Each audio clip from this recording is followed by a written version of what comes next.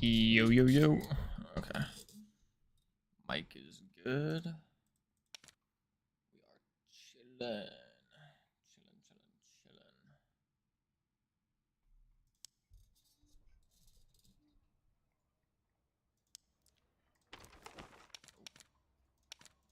I got everything.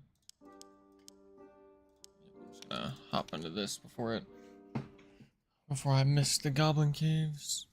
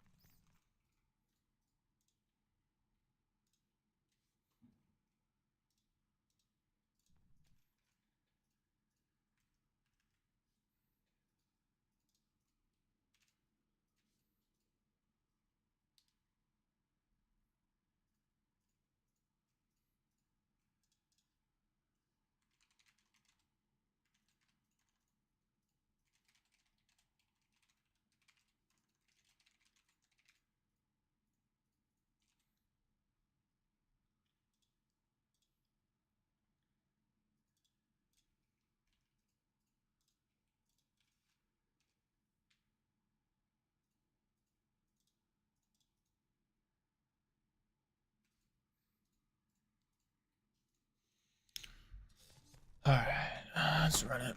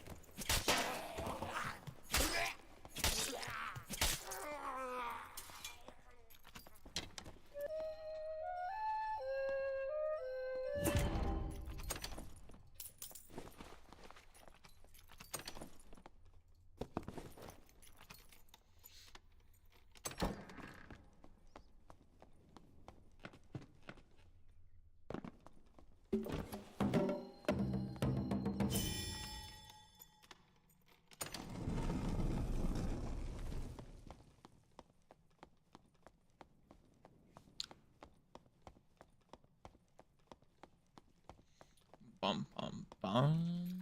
About to kill this troll. Still don't even know if you can get troll pelts anymore in normals. I've yet to get one. Like this wipe anyways.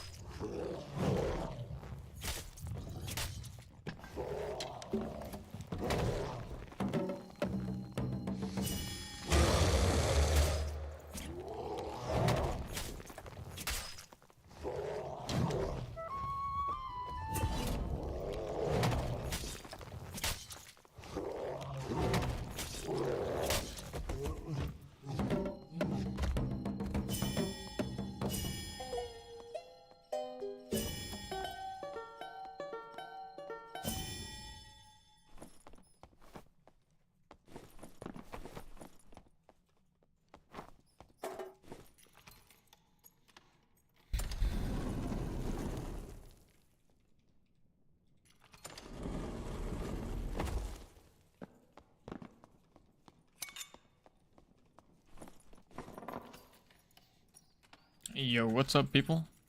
See, I got a couple viewers in stream already. Dope. Got a cloak. Let's go.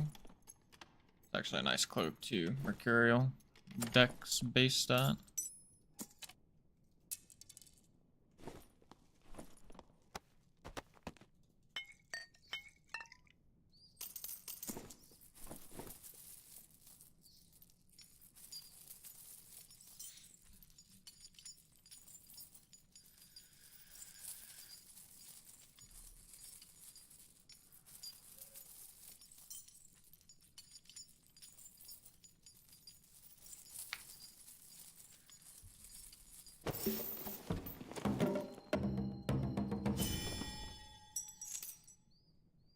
Sure, it seems like they might have made the pile in normals better. I didn't hit it that much in normals last wipe, but kind of feels like it's better than what I remember.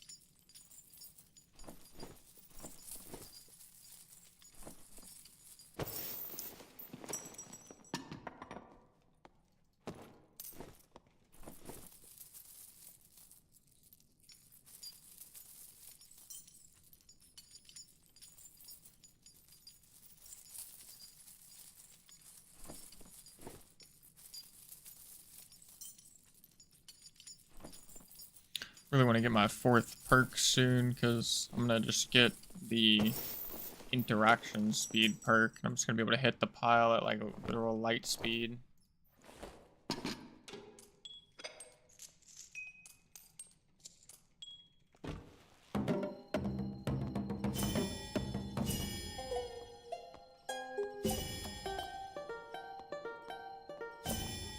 Surely no one did Cyclops, right? Yeah. Wait, I've got a whole nother hit of the pile. I'm stupid.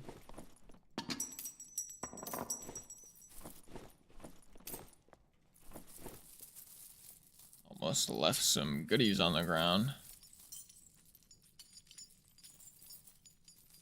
Not very like me, that's for sure.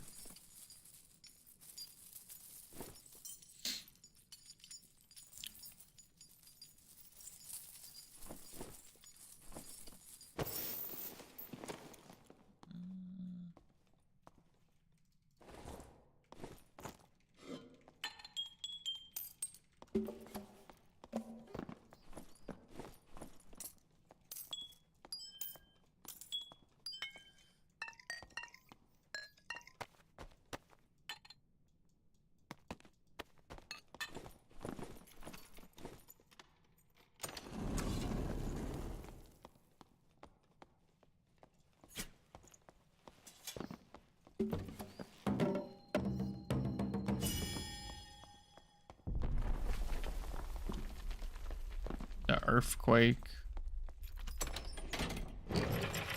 It's happening.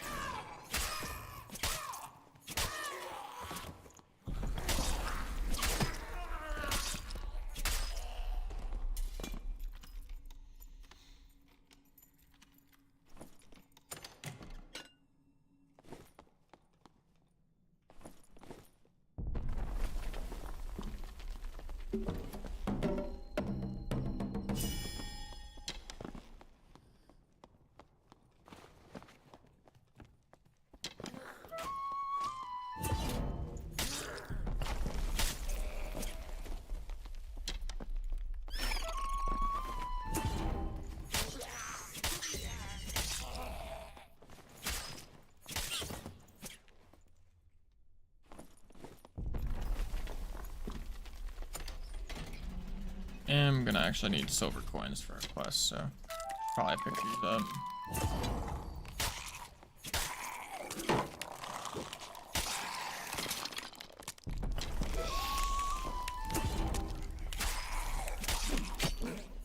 Gold.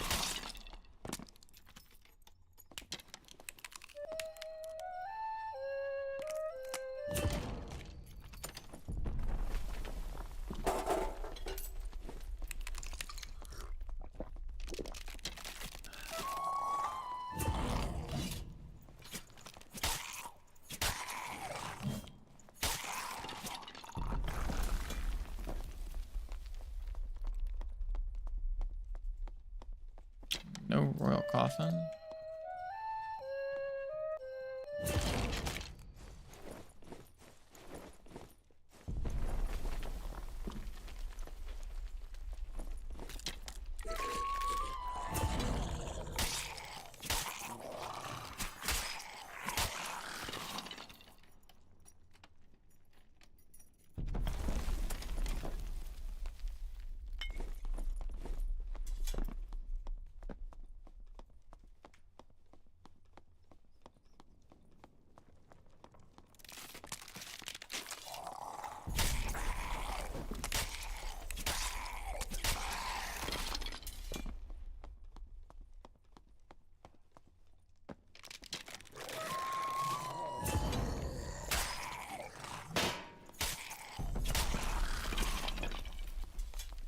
Yeah, I guess no royal coffin. Weird.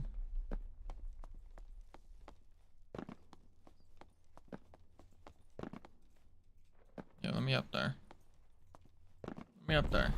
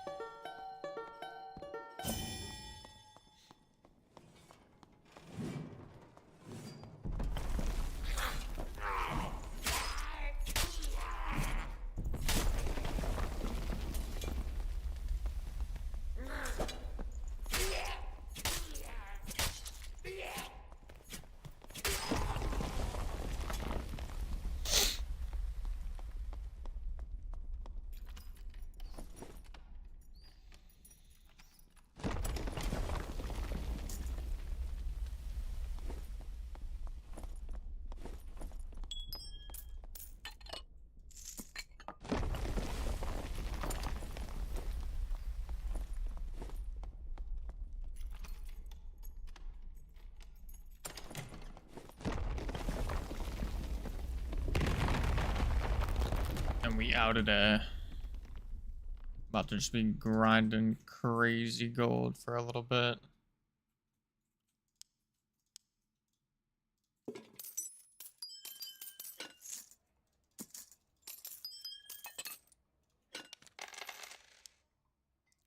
I think I need this so for the quest. Definitely need these for the quest. These are actually pretty okay.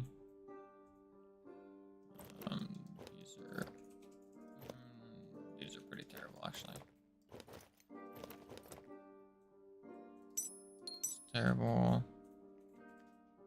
It's pretty bad, but I don't have any helmets right now, so I will throw it in the stash.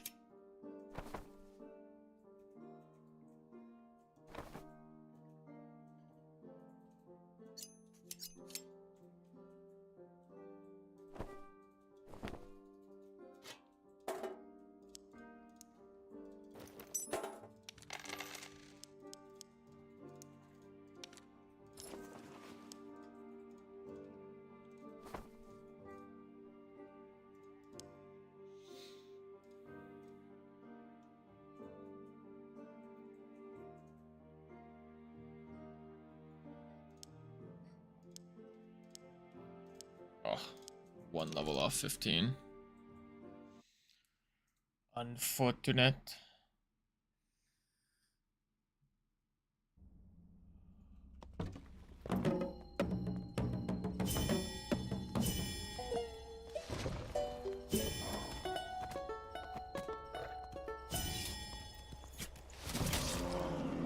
Oh my god, the bear actually looks huge.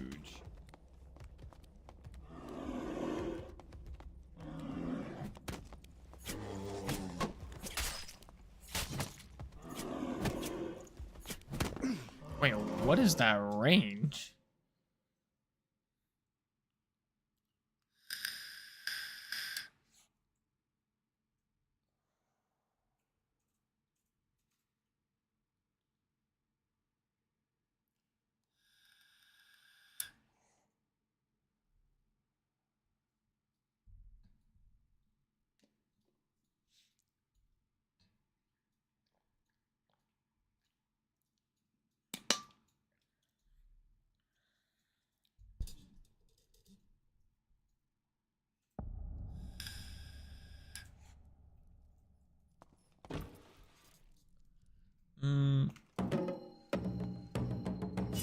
Not a great spawn, but not terrible.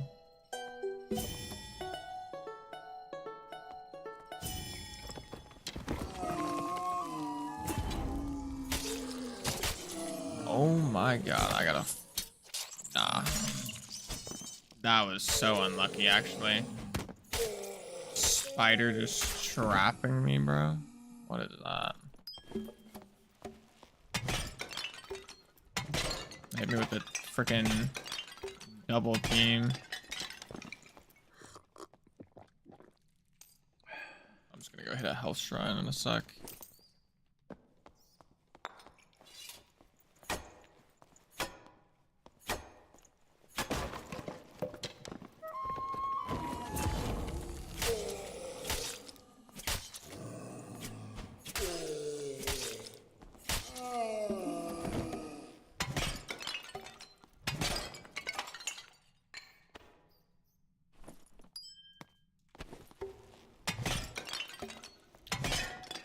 Need that bad dog for a quest.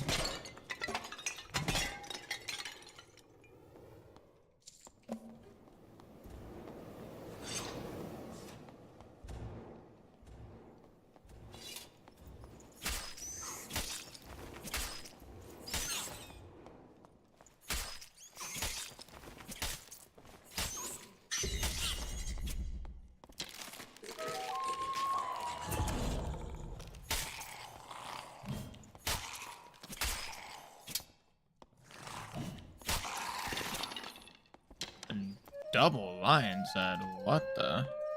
I've literally never seen this.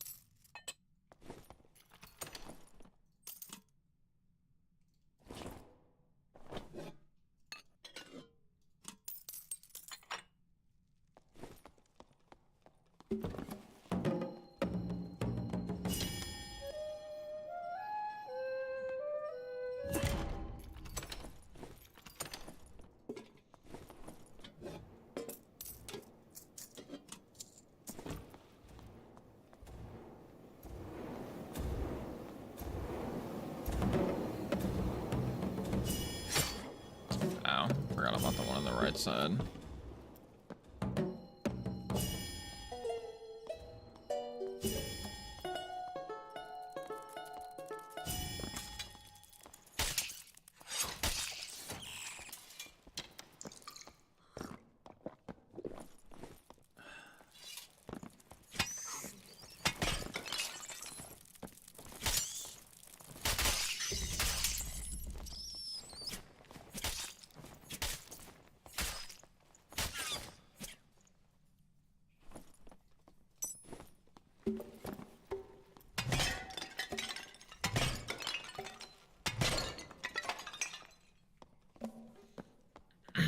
Let me go hit this health shrine really quick.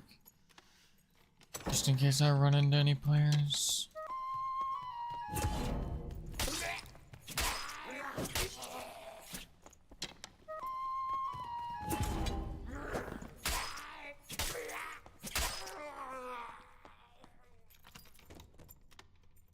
Okay, like pretty much everyone I saw already dead in the lobby, so probably won't run into any players, but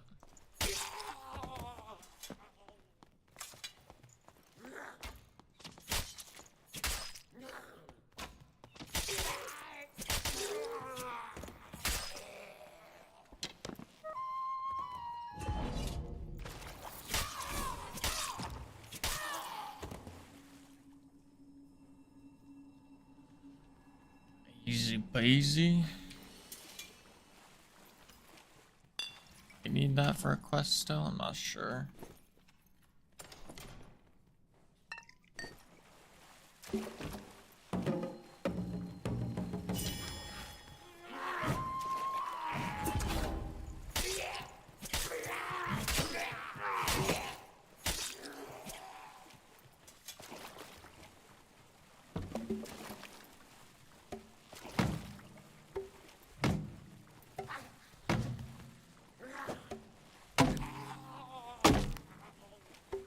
I got 1 HP.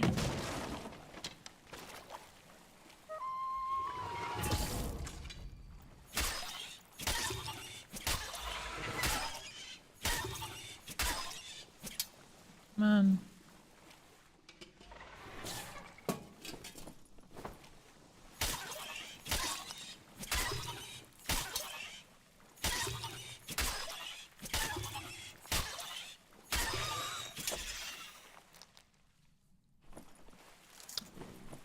That's my last campfire kit. Let's go. Or the last one I need for the quest at the very least.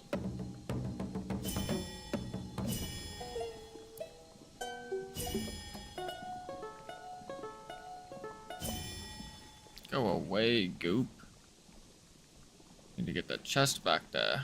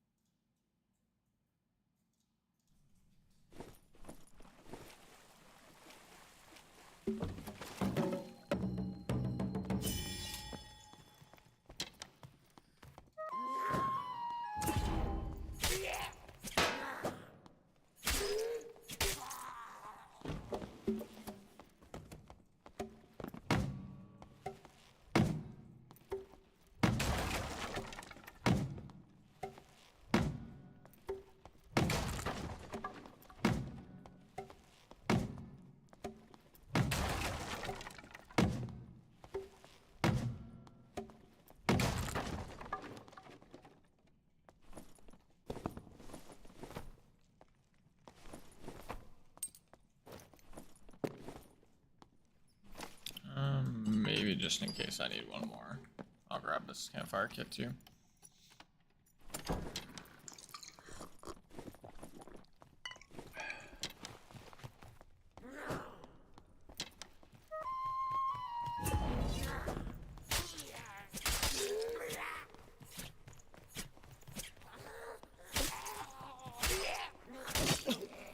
Damn, I suck.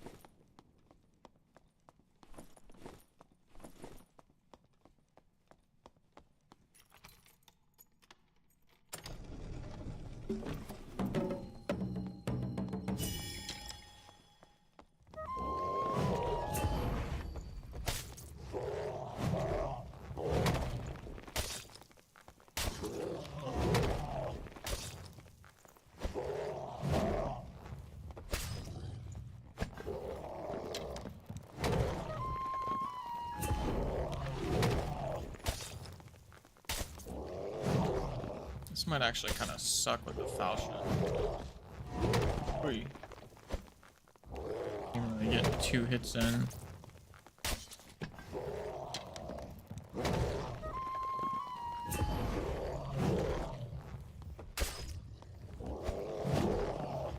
like impossible to get 2 hits on that attack. I not be to move.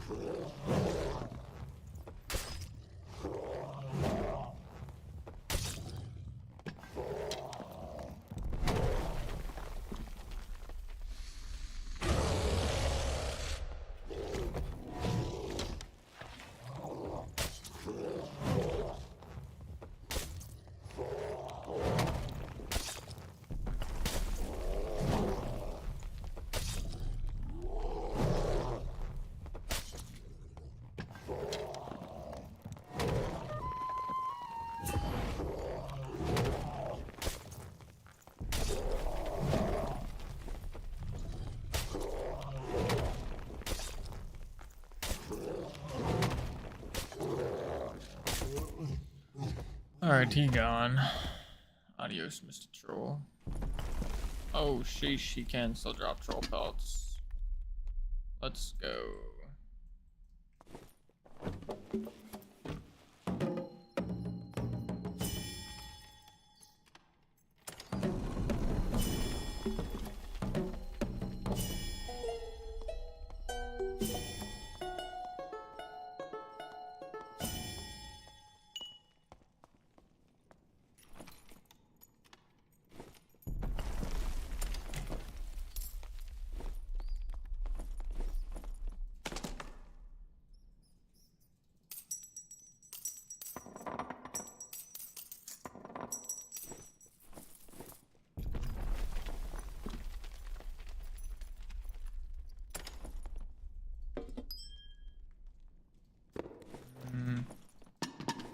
I'm gonna hit the pile like once and then dip. I got a troll pelt already, so I don't want to really mess that up.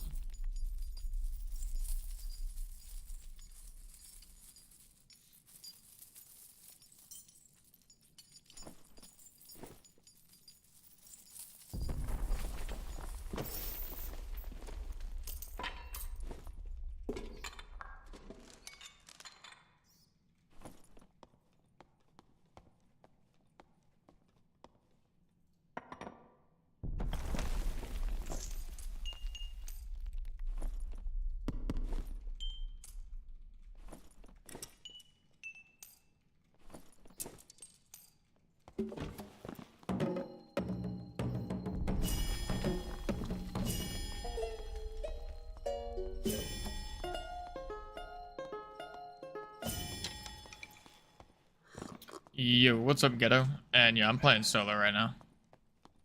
Just doing a little bit of gold farming slash finishing leveling up my bard to 15, and then probably a little bit later I'm gonna hop into some high roller.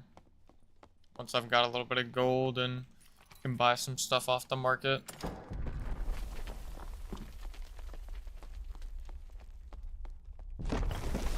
This extract taken already?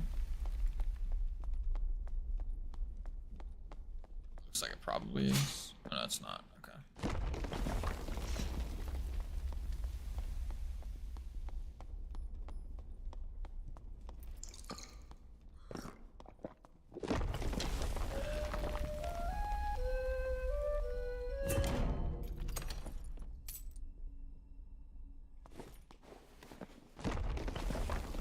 Yeah, I feel you, Ghetto. It honestly be like that whenever you're, especially if you're like getting into it for the first time. But I mean, even if you like take a break and you come back, like it can be rough at first. Oh my goodness, this is taken. I didn't realize the gates don't close anymore. That's so crazy. Oh, I think I'm dead if I lose the troll pelt. It's gonna be close.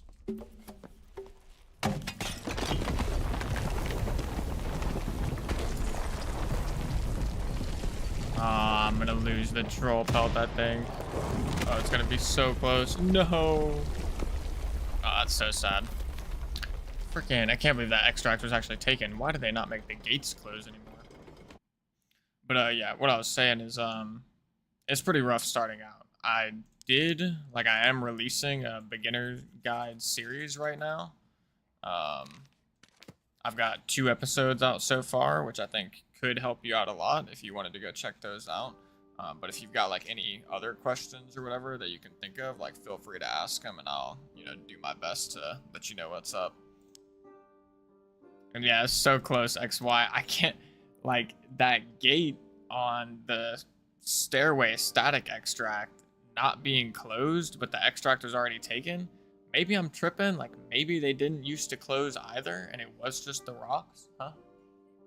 They never closed? Oh my goodness. Okay, yeah, so I got greedy by just not actually checking the extract all the way. I just saw the gate open and assumed it was good. But it was so close. I should have just fully checked that extract, or I should have just went rope instead of the static, but that doesn't matter.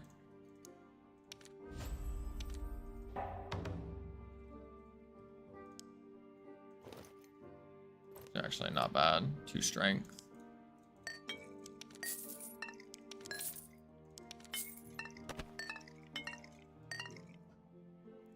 Why can't I stack these?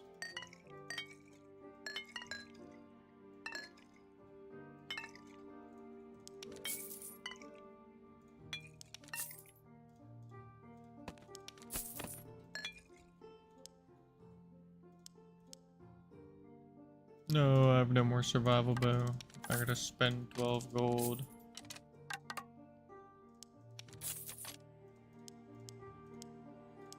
Alright, but I've also got my extra interaction speed perk now, so I'm gonna be hitting the pile at light speed and opening chests and everything at light speed. So I'm about to make a ton of gold.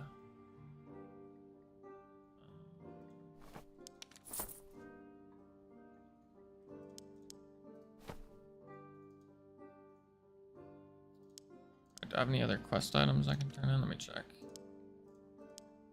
Oh, I lost my campfires. Feels bad. Okay, I need ceremonial daggers. I need to remember that.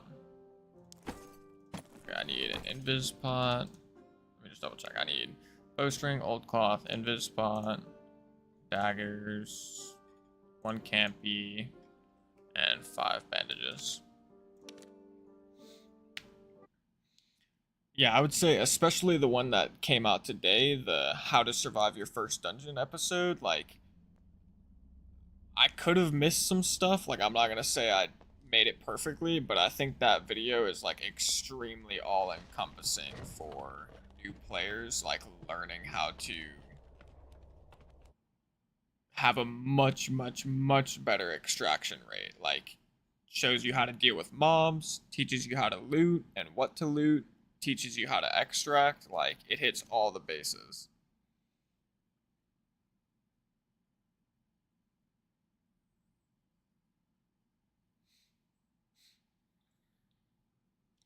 Yo, what's up, Nachiket?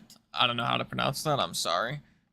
What's up, bro? Love from India. Give shout out to Scopic X and D, aka Nikhil, my brother. Gotcha. Shout out Scopic X and D. Appreciate the love, brother.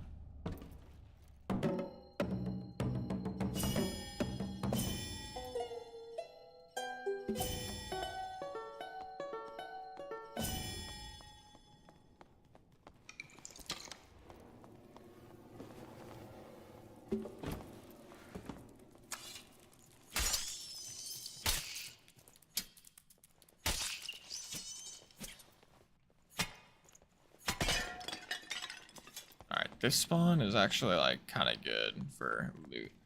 About to hit like some crazy loot path. pull up the map really quick so I can see all the chests as well. Hold up.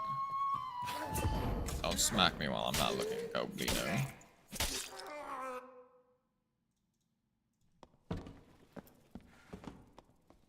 Alright, there can sometimes be one in here to my left. There's also sometimes a res shrine.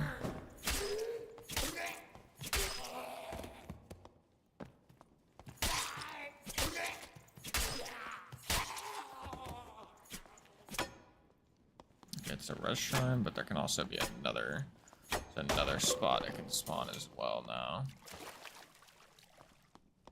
Yep, over here, let's go.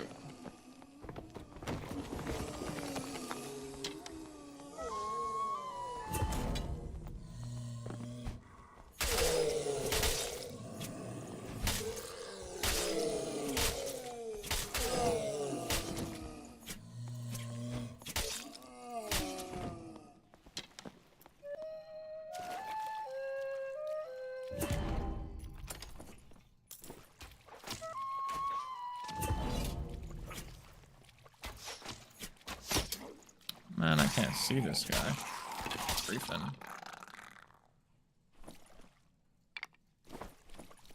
Need a bone at some point. I need the old cloth right now. I don't think wardweed is worth picking up at the moment. I'm not positive.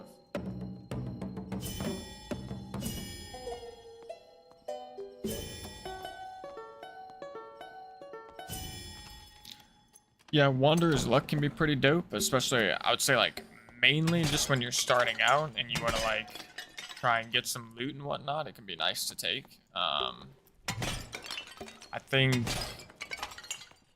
yeah, I'm not sure. I personally, like, I like taking these two perks, Fermata and Lore Mastery, just because they allow you to, like, open stuff and, like, interact with gold piles and everything super fast. But especially if you, like, don't know the map super well yet, Wanderer's Luck can be good to help you with just, like, whatever chests you're looting and whatnot. Also, when you're starting out, you can take this Unchained Harmony song, which allows you to unlock locked chests, which can be super nice.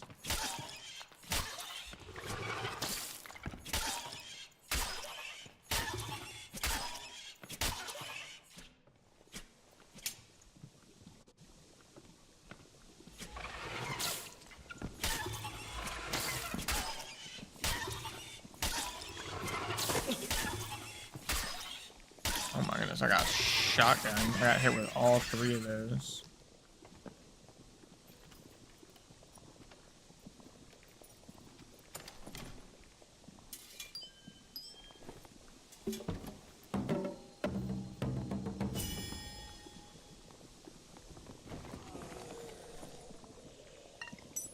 Standing in goop that was invisible. Yeah, actually just after my last match, I unlocked my 4th perk, so I've got all 4 perks equipped now.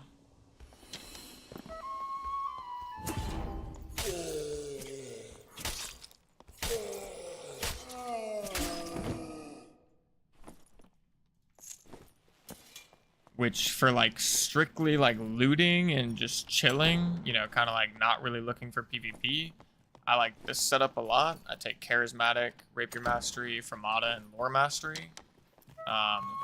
If I'm going for PvP, I just swap out Fermata, or I swap out Lore Mastery for Superior Dexterity, the one that gives you 50% faster switch time.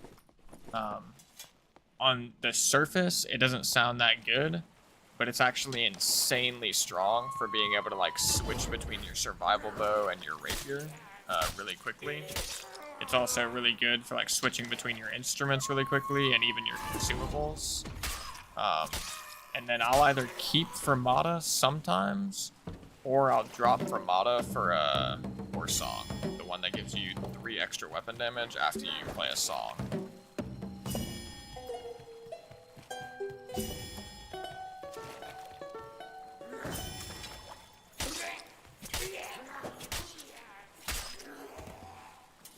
Those are like my 2 main setups on bar. They're just kind of like a looter setup and a PvP setup. Performance affects music radius and duration, so it does do both.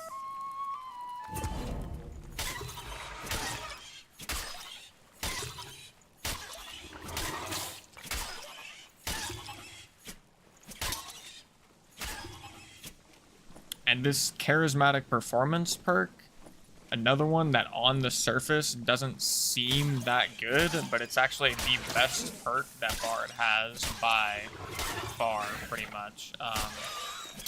I'll explain it in just a second, but essentially it says upgrades a good performance into a perfect performance, which on the surface, like, makes no sense. Like, it doesn't even really mean anything to, like, a new player.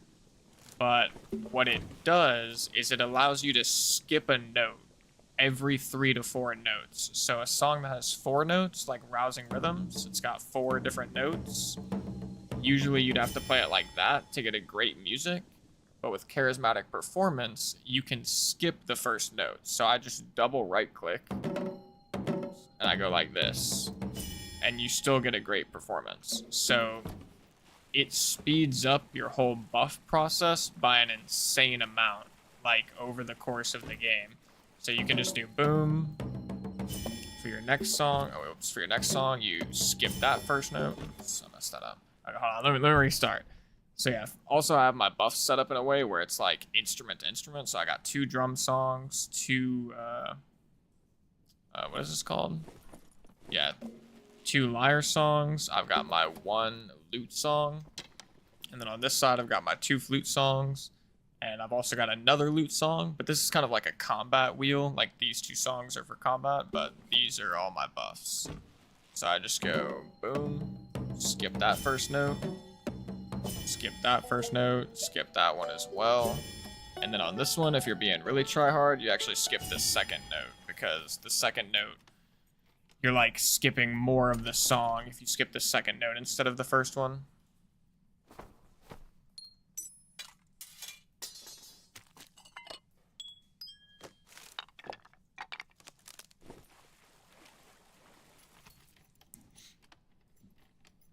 By skip, I'm actually right clicking. So like when I say skip, I really mean like I'm mistiming my right click. So for most of them, that just means you start the song by right-clicking, but I'm just double right-clicking. So I just go... Well, I'm messing up because my mouse is in the air, but yeah, like that. So for the start of them, I just double right-click, which skips the first note. Or it essentially, it fails the first note, and it skips me to the second part. So yeah, it's insane. And the thing that makes it the most insane is Shriek of Weakness and Lament of Languor, which are like 2 of your strongest songs, like 2 of the strongest, some of the strongest things in the entire game are these 2 skills right here. Reducing additional move speed by 10 is super valuable, and the amount of armor and fizz power that you reduce with Shriek of Weakness is insanely strong, especially on mobs or bosses, because all PvE, like mobs and bosses and mini bosses, they all start with like 0 armor. So when you hit them with Shriek of Weakness, they get negative armor, which essentially if you take someone from 0 armor to negative 30, it's way more impactful than taking someone from 30 to 0. So if you hit mobs and bosses with Shriek of Weakness, you kill them insanely fast.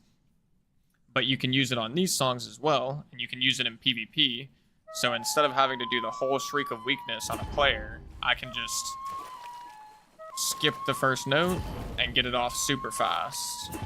So like in PvP, it's a lifesaver. It allows you to actually use these debuffs in PvP without getting punished for it.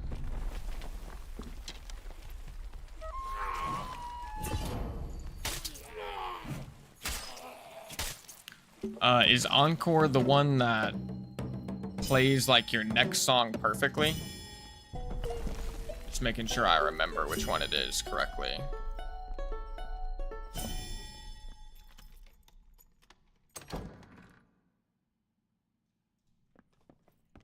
Okay, yeah, if it's that one, I mean, I'll be honest, like, all of the Bard skills actually suck.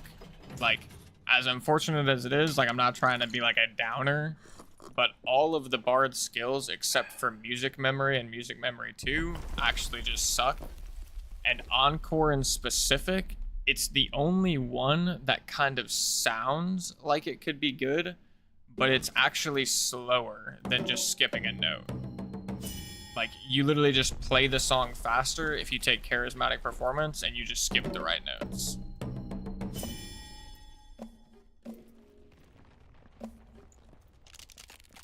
Someone just took that static over there.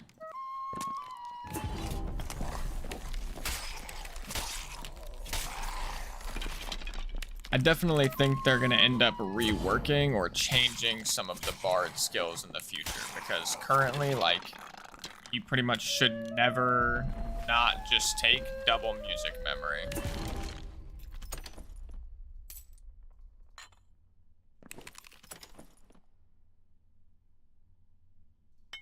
I need that.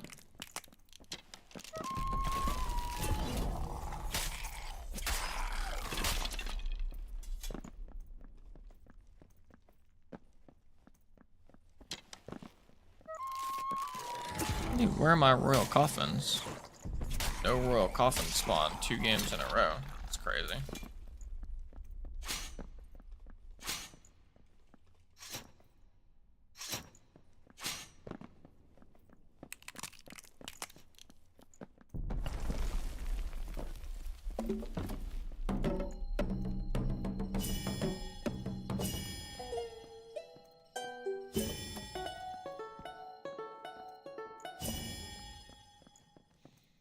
Yeah, do I use default key bindings? I believe I do. I think I've got default key bindings for everything right now.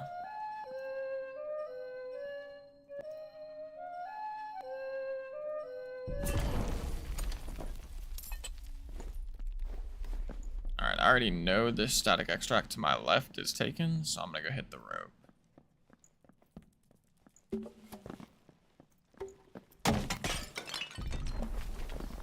I didn't get to do troll this match, but that's all good. So I had a good loot run, got a couple quest items. Actually, I got quite a few quest items and made a little bit of gold. But yeah, I can say for sure, like, I definitely use Q and E for my 2 skills. Probably the only thing I rebinded, I think, was like my push to talk button. I use my mouse button for it. So yeah, I think everything else is default though.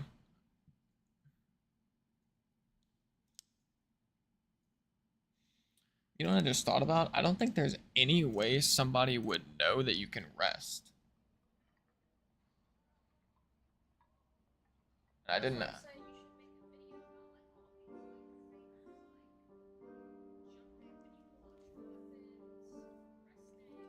Yeah, how to actually heal at a campfire. I'm actually gonna go, I'm gonna quickly open up my video from today and I'm gonna make a comment that you can rest with G, and the way you heal at campfires is by resting at them, because I didn't mention that at all.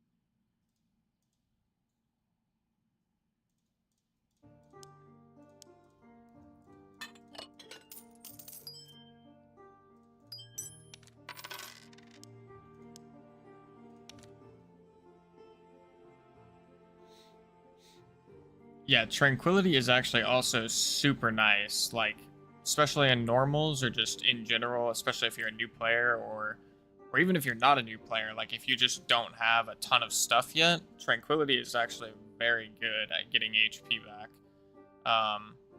And yeah, the double click can be a little tricky. On that one, if you're using Charismatic Performance, you want to do the 2 double clicks regularly, and then you want to skip the last note. Just as a little tip. Okay, instantly turn in those 6 goblin ears, turn in the campfire,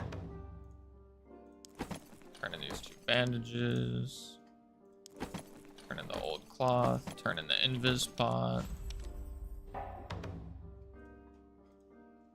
I bet I got a lot of quest stuff done there. Got another Surgy. This buckler kind of sucks. It's all good. Sell these invis pots.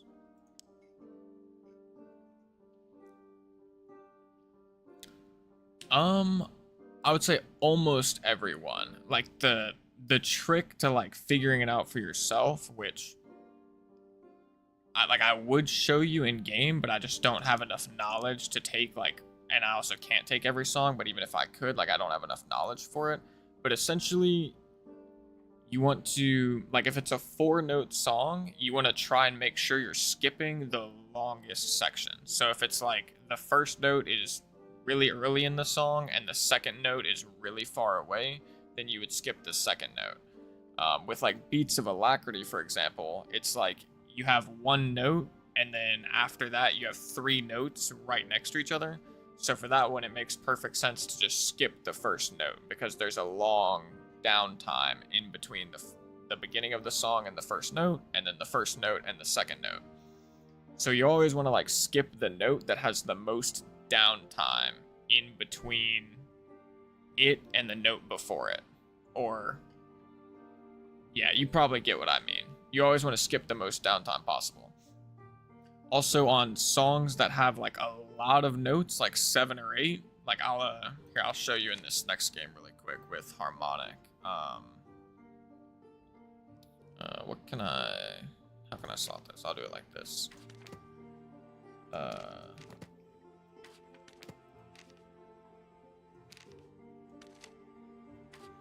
For really long songs like harmonic, you can actually skip 2 notes as long as you play the rest of the notes perfectly.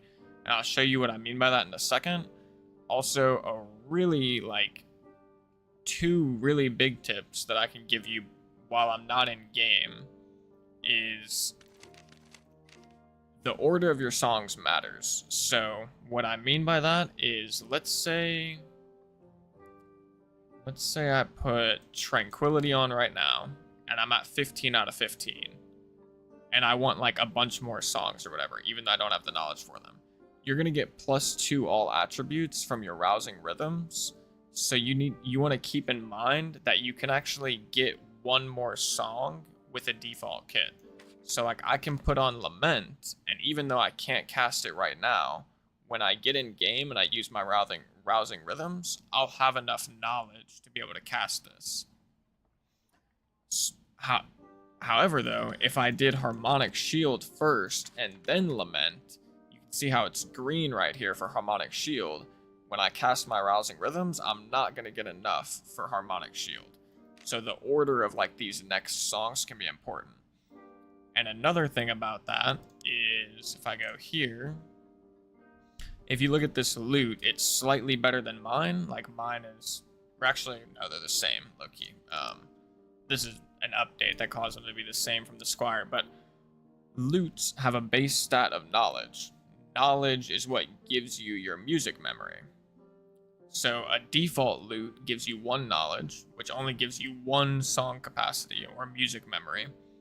But if you get a green loot or a blue loot, green loots will give you 3, blue loots will give you 4. So what that means is, let's say I did something like this, where let me take this out. I'll do this. Let's do like this, and then... So now I'm at 15. And then let's say... Or actually, let me do slightly different. What's a good way to do this or show this? I guess I can show it like this. So let's say I'm at 15 now, but I still want Tranquility. So I'll slot Tranquility. When I use Rousing Rhythms, I'll have enough knowledge to cast Tranquility. But the next step is my loot. When I pull my loot out, because it has knowledge, I'm going to get extra song capacity. So what I can do is I can then slot Lament, and if I've got a white level loot, like one step up from the one I have, a loot that gives me 2 knowledge, because this is a 2-cost song, when I have the loot in my hands, I'll actually be able to cast this song. So I can actually show you that in game, if I set up my stuff properly. If I do like this.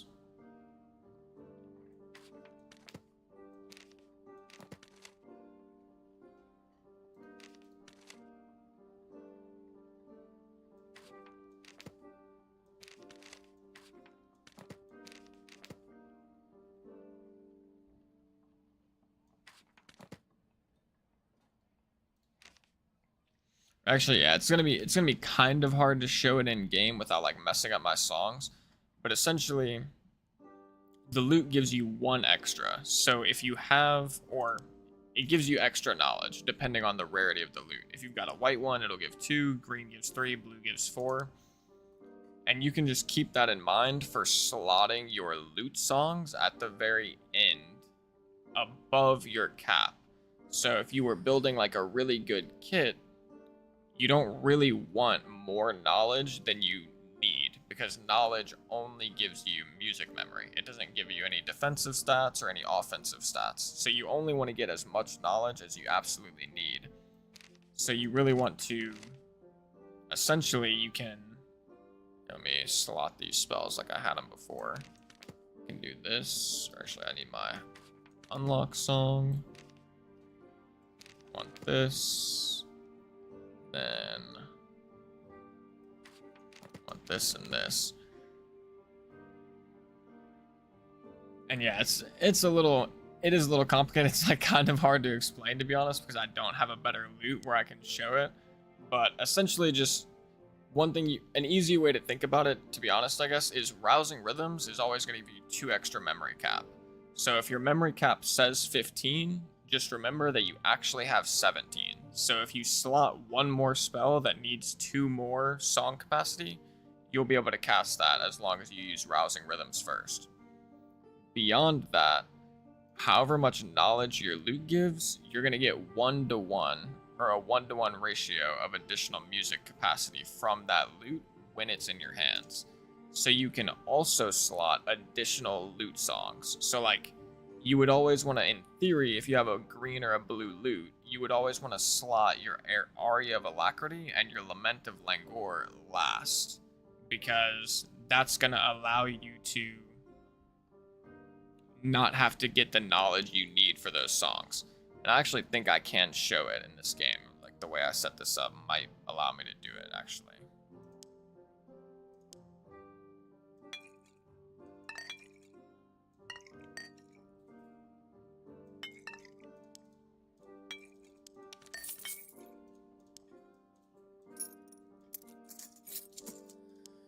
Actually, yeah, I'll be able to show it really quick. Give me 1 second. Oh, I got all these items on. Whoops. These gloves are pretty good. Oh no, I lost 1 knowledge, so now I can't show it. That's a disaster.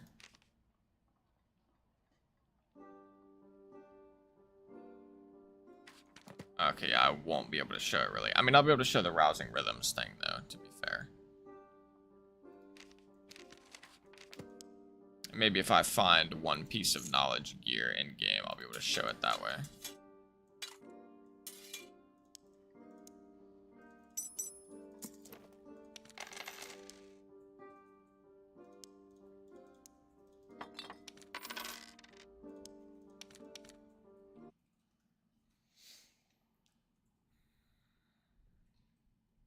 And to be fair, like, those are some pretty hidden tricks. Like, a lot of bard players don't even know about that. But here, so I'll show you really quick. So, like, this says capacity overloaded, saying I can't play the song. But if I cast my rousing rhythms first, now I can play it. And that's just because I got +2 all attributes from my rousing rhythms, which gives me an extra 2 knowledge, which increases my capacity.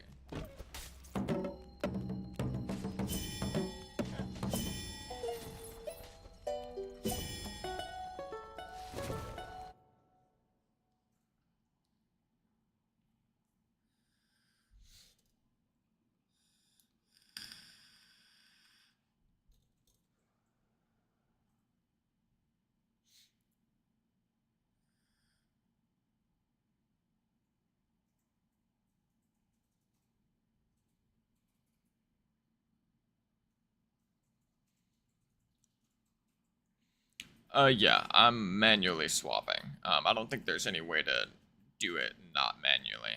The reason why it probably seems so quick, though, is because I've played, like, a ton of Bard, but more importantly, I just have my songs ordered in a very, like, specific way. So I've got, like, I order this in the order that I'm gonna cast the buffs, and I also order my instruments that way. So, like, I start with my drum, which is at the top of my 4 slot. I do my 2 drum buffs, so as such, I'll just do those really quick. Then my next one is my lyre, so I just hit 4 once, and then I've got my 2 lyre buffs, even though I don't have enough knowledge for this, so I've only got this one right now. But then I cast my lyre buff. I forgot to skip a note, so I'm just gonna redo it. And then if I had enough knowledge, I would also cast harmonic shield, but I don't. So then I go to my loot song, or my loot buff, which is my next slot. And this is all on my E, or my E for evergreen wheel, the right side over here. This is where I keep all my buffs. And then what I'll usually do is I'll drop my flute, or I'll, like, have my flute equipped down at the bottom over there. I can't really point to it, but I'll have my flute and my lute ready to go. So, like, they're my first slot on both my belt slots right now. So then if I get into a fight, I'm instantly ready to cast Lament. And I'm instantly ready to cast Shriek of Weakness. And then every time I need to rebuff, I just swap from my lyre to my lute to my drum, which is just me hitting 4 once more. Go back to my drum, start over again.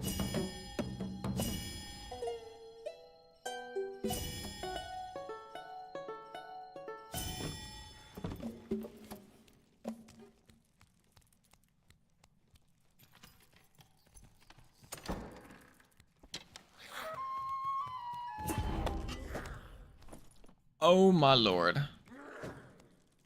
Wait a minute. Alright, we're doing a goofy run this match. I forgot a rapier. Forgot to hit the merchant, but Loki, it's not even gonna slow me down. Or it's gonna slow me down a little bit, but I'll be chilling. Hopefully I can find. Nah. My luck is too good. SDF, the developer, literally heard me in need. He had my back. Said, you need a rapier, bro? I got you. Check that mob right next to you.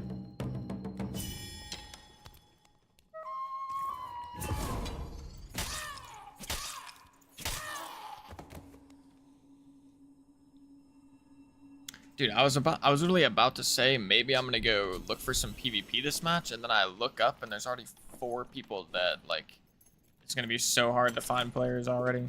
Ooh, a purple scroll. That is insane. Oh wait, JK.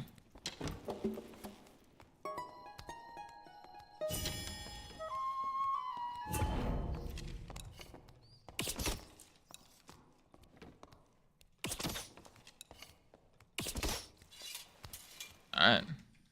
Rest in peace, brother. Hit him with that headshot at the end.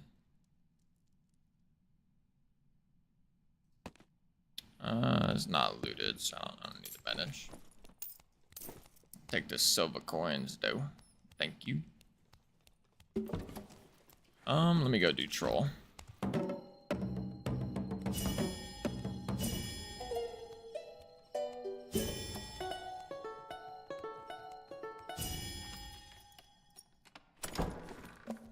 And yeah, that situation right there was like a pretty good showcase of why Lament and Shriek are so good, especially with charismatic performance, because I can just get in range of that guy. I can double debuff him so he's super slow, and then I can just survival bow him to death. Like, I don't even have to get into melee if I don't want to.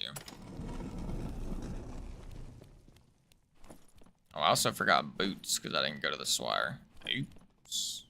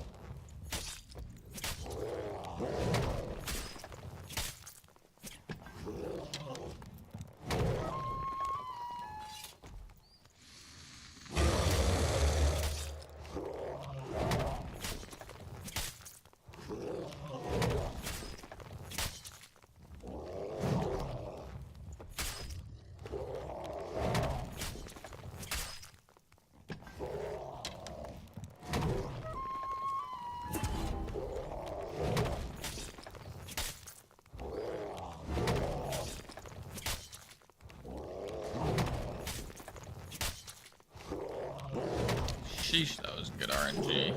Did the good attack 4 times in a row.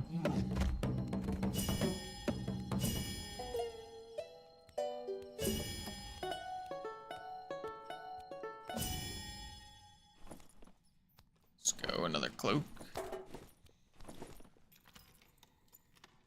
Also, I don't know if you're still in the chat, Ghetto, but one more little bard specific tip I'll give you is if you're ever like, what's a good example to do it with? So yeah, I'll show it with this song.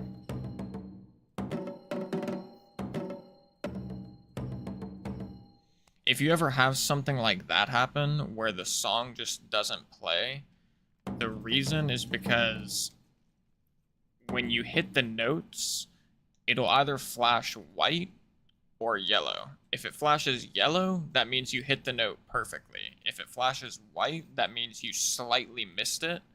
And if you skip a note for charismatic performance, but then you slightly miss too many notes, it won't actually, the song won't go off at all. So if you watch when I cast this, like I'm just going to do it regular without charismatic. And if you look specifically at where the notes are, as I hit them, you should see them flash yellow or white. So those were all yellow. And then I'll show you white really quick. Or I tried to show you white. Yeah, that was white. That was white. I got 3 whites there. White, white, white, white. But if I skip a note, and then I get too many whites, it doesn't go off. So when you're skipping notes, you have to make sure you're like really hitting the notes that you're not skipping at the perfect time, and you're seeing it flash yellow. And like, that's something, to be honest, that literally took me like a year plus to figure out. Like, I never knew how that worked, so I thought I might as well just tell you. Because you're never gonna figure it out anyways. Like, if someone doesn't tell you, you'll pretty much never figure it out.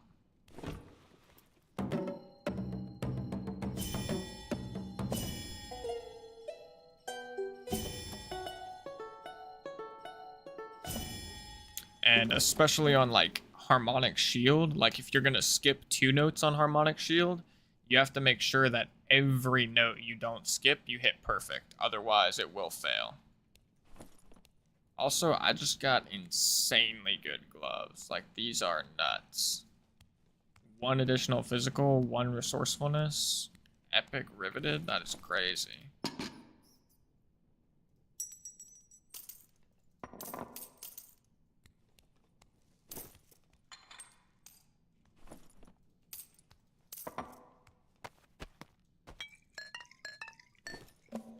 Alright, let's hit this up. Should be hitting, yeah, I'm hitting the pile insanely fast now with these perks. Feels very good.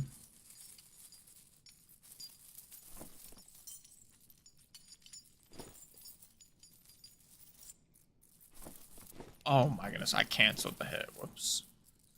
Yeah, I didn't spend too much time this match looting, but obviously I don't mind that. But I'll probably get a little bit less loot than usual, so don't be fooled, viewers. Usually I'd be getting more loot than this.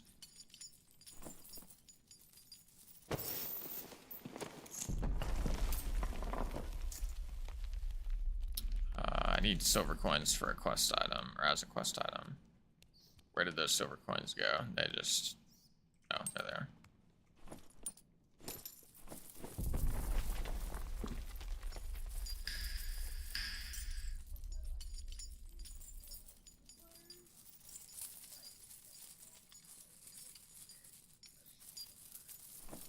Yeah, that's true.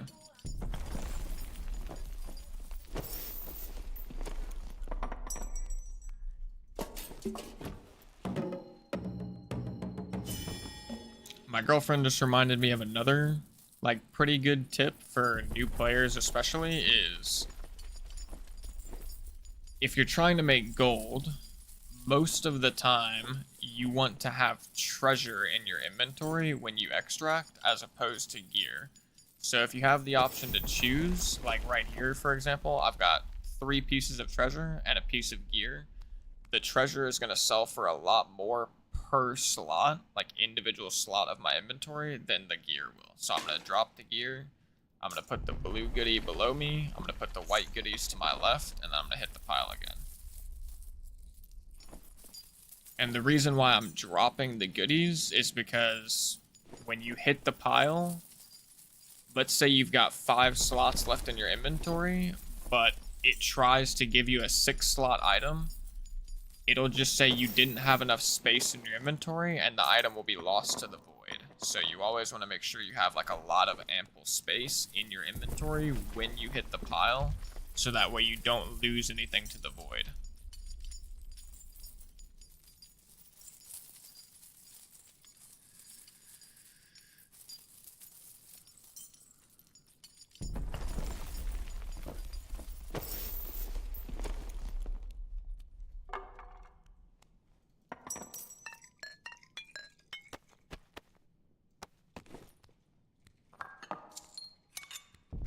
Now I can pick up all the good collectibles first, and any extra space I've got, I'll walk over here and grab the lower quality collectibles next.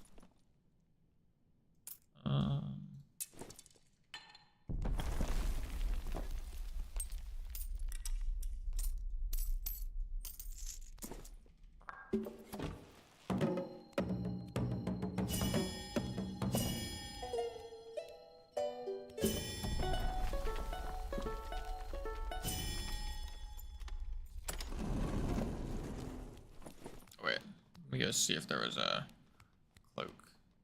Also, if you ever kill troll, this little bench right here is a static cloak spawn. So, pretty commonly you can find a cloak just sitting there on that little bench down there. Yo, what's up, Skull? Oh, that's a dope, bro. You're in my game.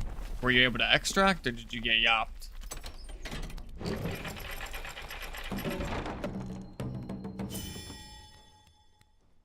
Hopefully you're able to get out.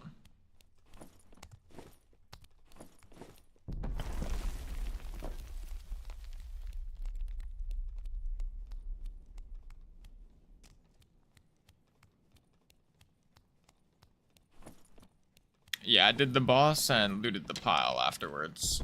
And I didn't even spend that much time in this match playing. I was just like giving some tips and showing off some special tricks and whatnot.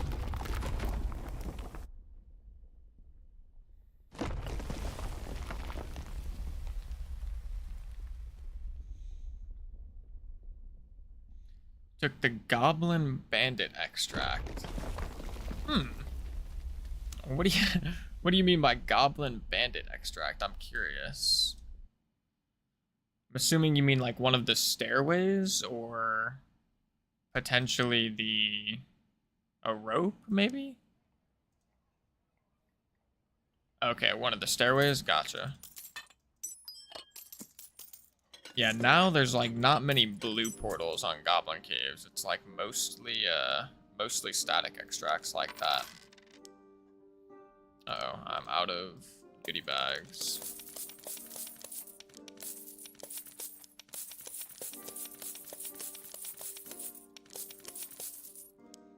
I'm about to go ahead and buy my second stash in a second.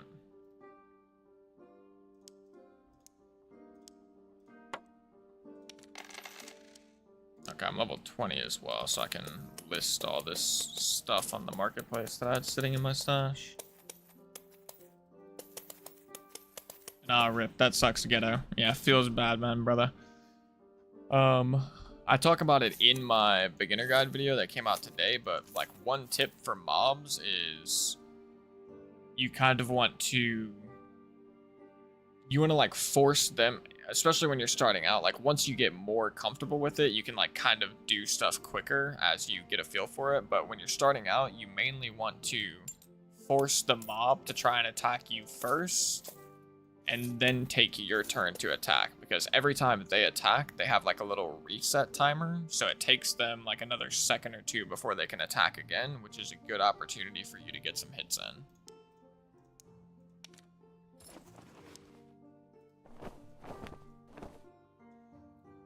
This cloak is probably not going to sell for anything really on the market. I'll double check though. I know, I got you, Skull. Let me pull up the map really quick. I'm just... I assume you're talking about here, right? The Goblin Camp in this module. Yep, gotcha. Do you know, this will probably help you out, Ghetto, but maybe you, Skull, or maybe you as well, Skull. Do you know where all the extracts are? Like all of the static ones? I've got a... Let me pull up my screenshot really quick that I used for my video. I'll show you guys real quick.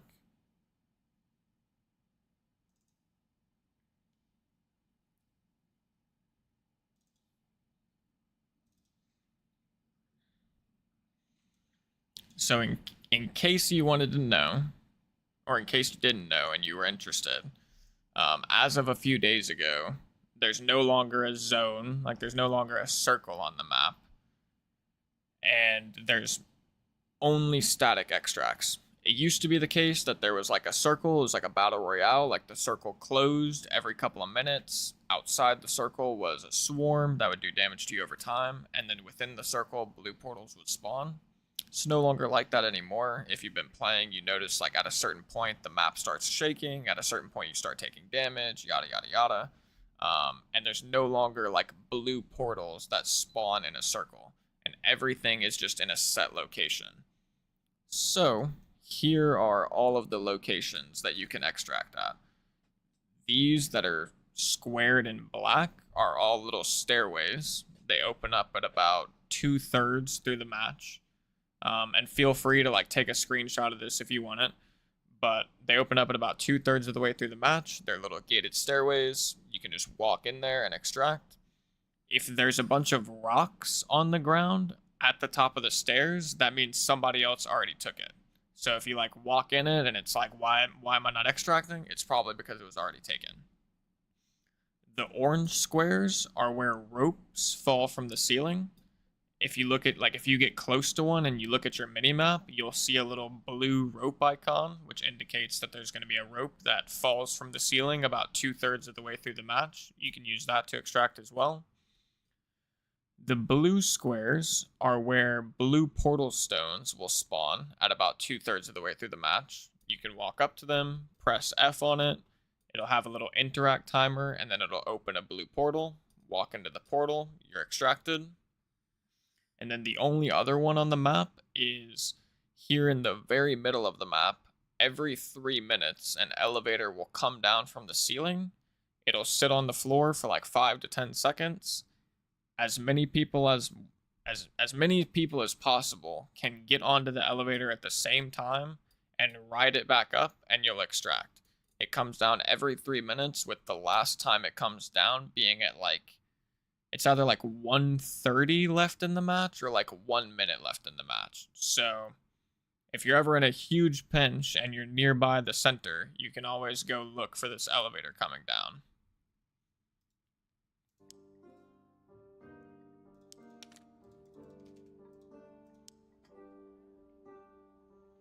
I'll throw it up there for 89.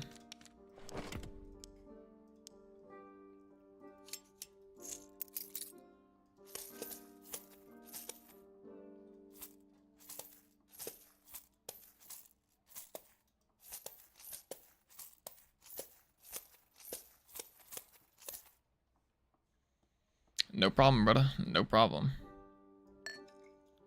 I'm not even sure if I want to sell my Troll's Blood. I might actually keep my Troll's Bloods for right now. Okay. But I do want to sell this stuff. Stiletto, rare. Okay, just kidding. Stilettos are going for negative gold. Rondell. Rondells are going for negative gold. Understood. I assume this Necklace of Peace actually is probably going for nothing as well. Yeah, okay. Alright, but then lockpicks.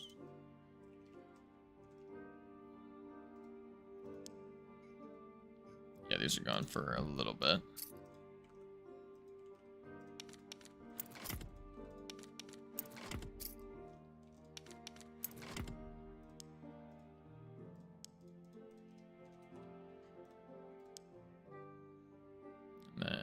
Yeah, Troll's Bloods are going for a good amount, but I'm going to hold mine for the time being.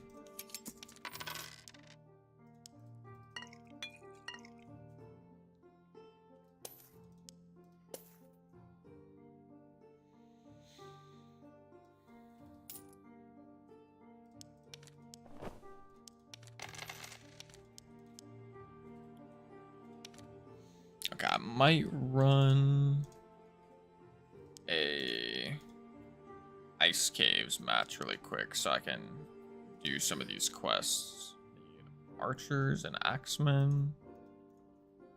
I need Frost Giant Berserker, Wolf, and Walkers.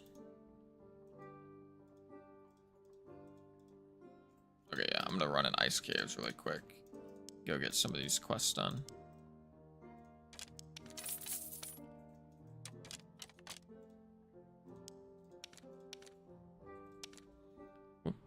Oh yeah, forgot I got those insane gloves from last match.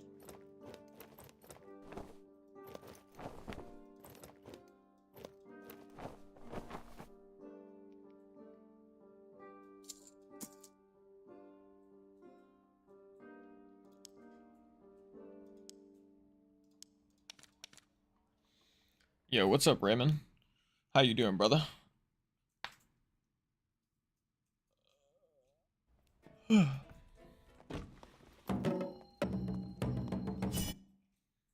hope I got my Squire stuff, because I hope I got boots.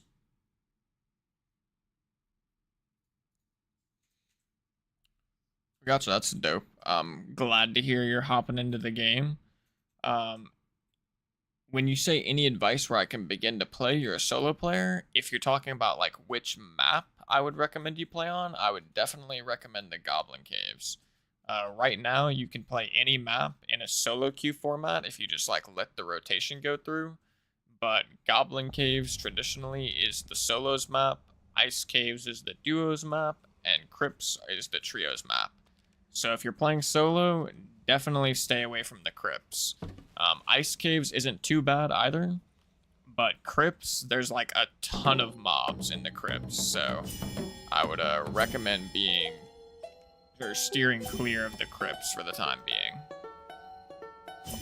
And I also released a video yesterday and today for beginners, especially the video that I released today. If you're new and you're looking for just generalized advice on like how to escape, or I shouldn't say generalized advice, but like if you're struggling to escape, if you're struggling in your games, I would definitely recommend the video I posted today. It is a very much all-encompassing, super helpful beginner guide video.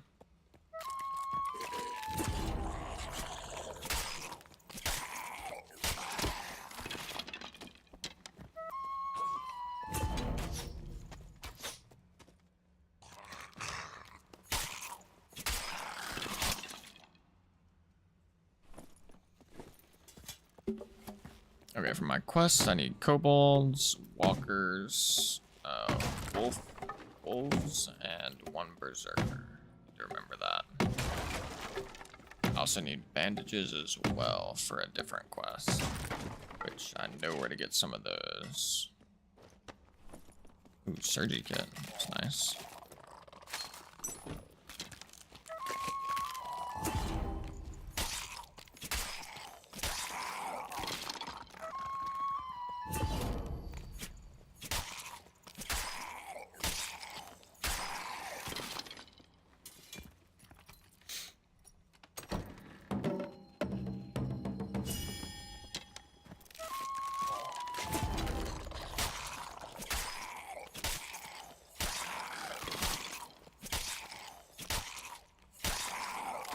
See if I can get some bandages first real quick.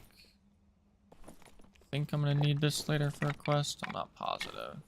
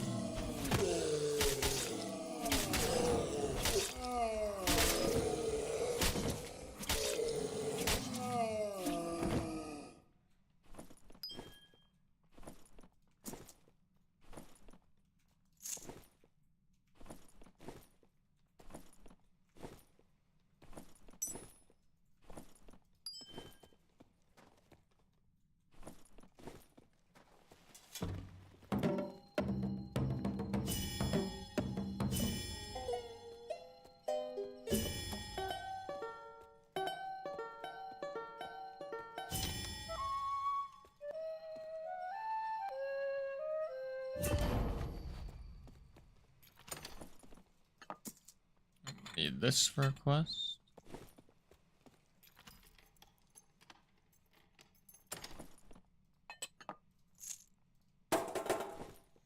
I know I'm going to need 2 of these gold water pots, so I'll pick them up now, I guess. But they're super easy to get, so I might drop them if I need to.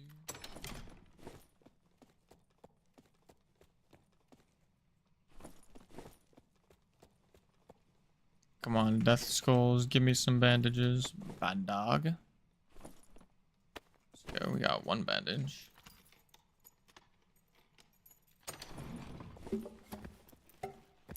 Vases or pots can also drop bandages sometimes.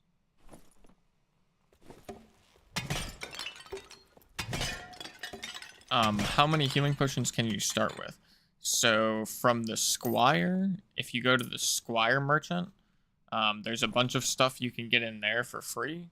Particularly, you can get 1 protection potion, 1 healing potion, and 1 bandage for free. You can also equip some boots and set those as your base gear, which is very nice because they give you movement speed. But outside of that, you can have as many potions as you want. So, like, if you buy potions from the alchemist merchant, you can buy an infinite amount and you can bring in an infinite amount as long as you have space in your stash. Same with bandages and same with protection pots. But you cannot buy protection pots from the merchant. You have to find those in raid or craft them.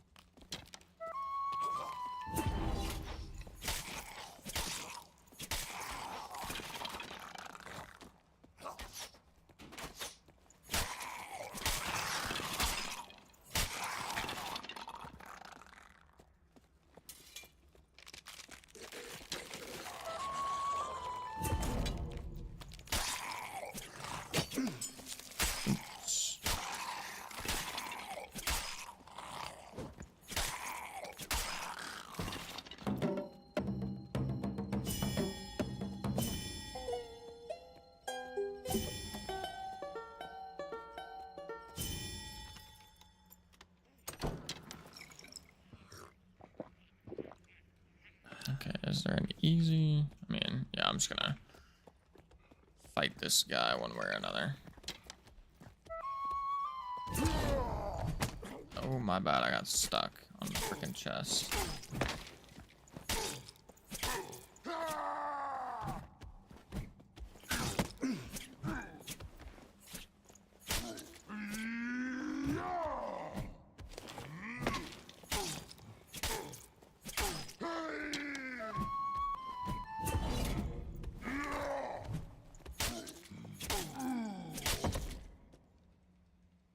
Goodbye, big bro.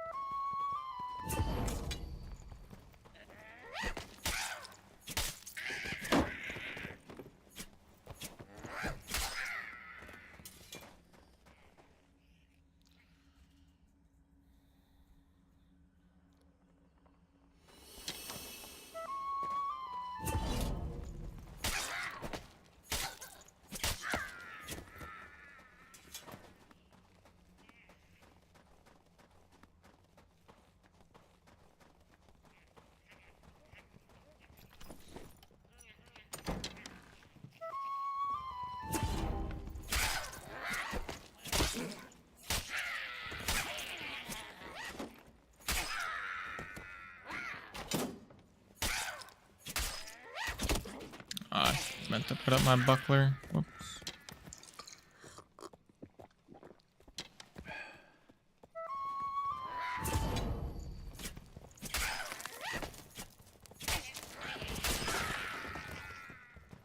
Ugh. Almost got trapped.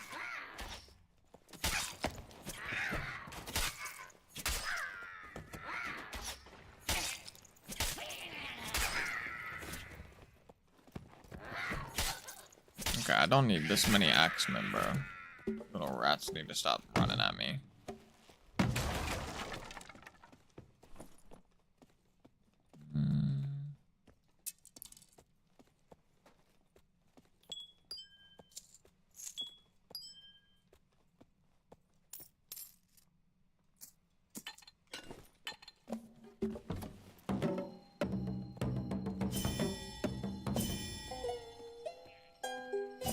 I probably need 3 more archers.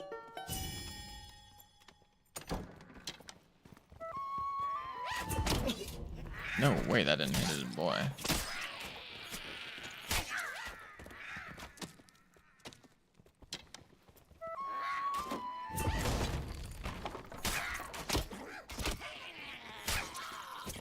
I'm trolling.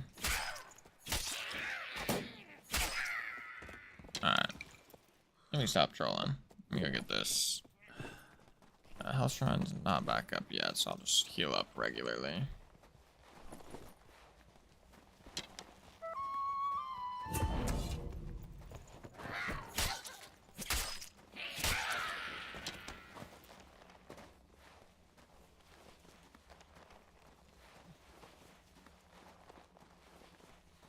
Day 2 indeed, got a light. Day 2 indeed. We are grinding. I think I need one more Cobalt Archer. I can definitely find them in here. Oh, never mind, they've been... Okay, not all of them have been dispatched.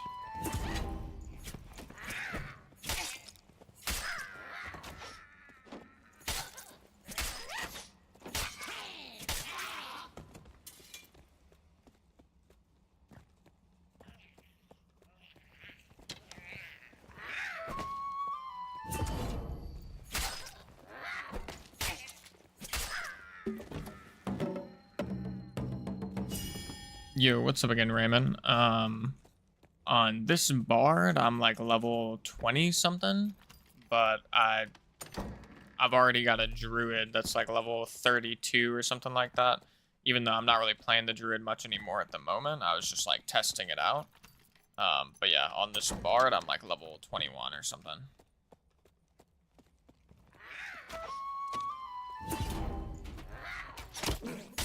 Oh, that was bogus.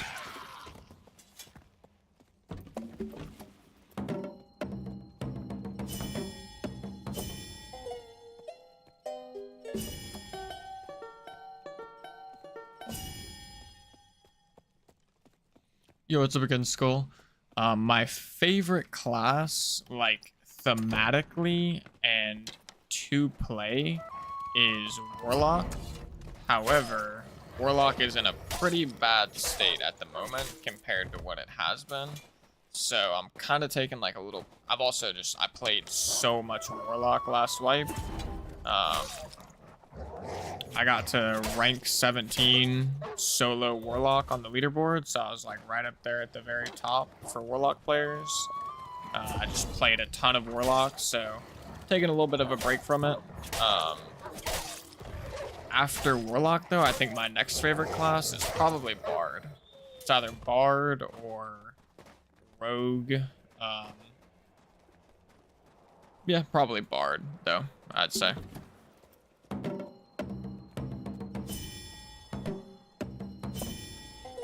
Yeah, Warlock, like, a lot of people hated Warlock. I wouldn't say it was OP, but for a good portion of the last wipe... Oh, goodness, this extract's taken. Oops, I'll be okay. For a good portion of last wipe, it was in, like, top 3 for solos. Not the best. Definitely not the best, at least in my opinion. But it was certainly, like, a top 3 class for most of the wipe. Solos, specifically, though. It was good in duos and trios, but it was really good in solos. But, I mean, if we're being honest, Barbarian has literally just been, like, the most OP class in the game for, like, a year and a half straight. Like, anybody that tries to say otherwise, I mean, yeah, I don't know. I don't know what to say. Like, and most people agree with that statement, but there are some people that don't agree with it, even like really skilled players. But I think some of the skilled players that don't agree with it are like playing classes that actually don't have as bad of a time with Barbarian. But yeah, Barbarian is just unbelievably strong, always has been, and seemingly always will be. Its base stats are just so good.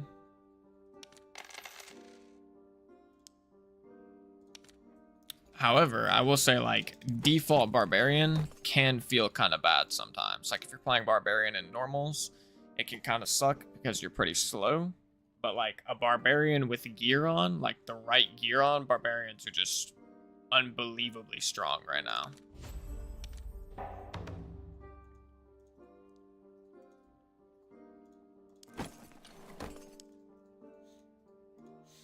Okay, I need 4 more daggers. I need the Frostwalkers. I need to go to the Wolf Cave. And yeah, got it.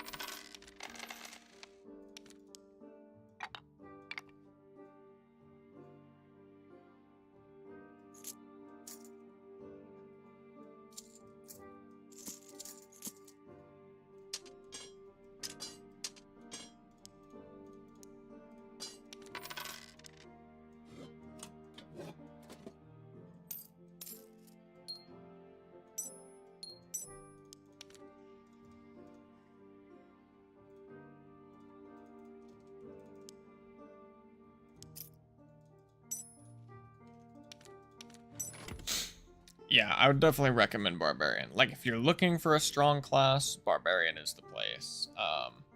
The only thing, like I said, it can be deceivingly weak in normals. Like, it's still strong in normals, but it's just, it plays differently in normals. Because in normals, you're slow, so you don't really get to, like, pick your fights that well. It can sometimes be hard to get on top of people and engage them. But in High Roller with gear, you can just put gear on that makes you really quick. And like their only downside is being slow. So you can just completely get rid of their weakness and you become insanely strong. They also have like insane base HP. Like they start with like 145 HP or something.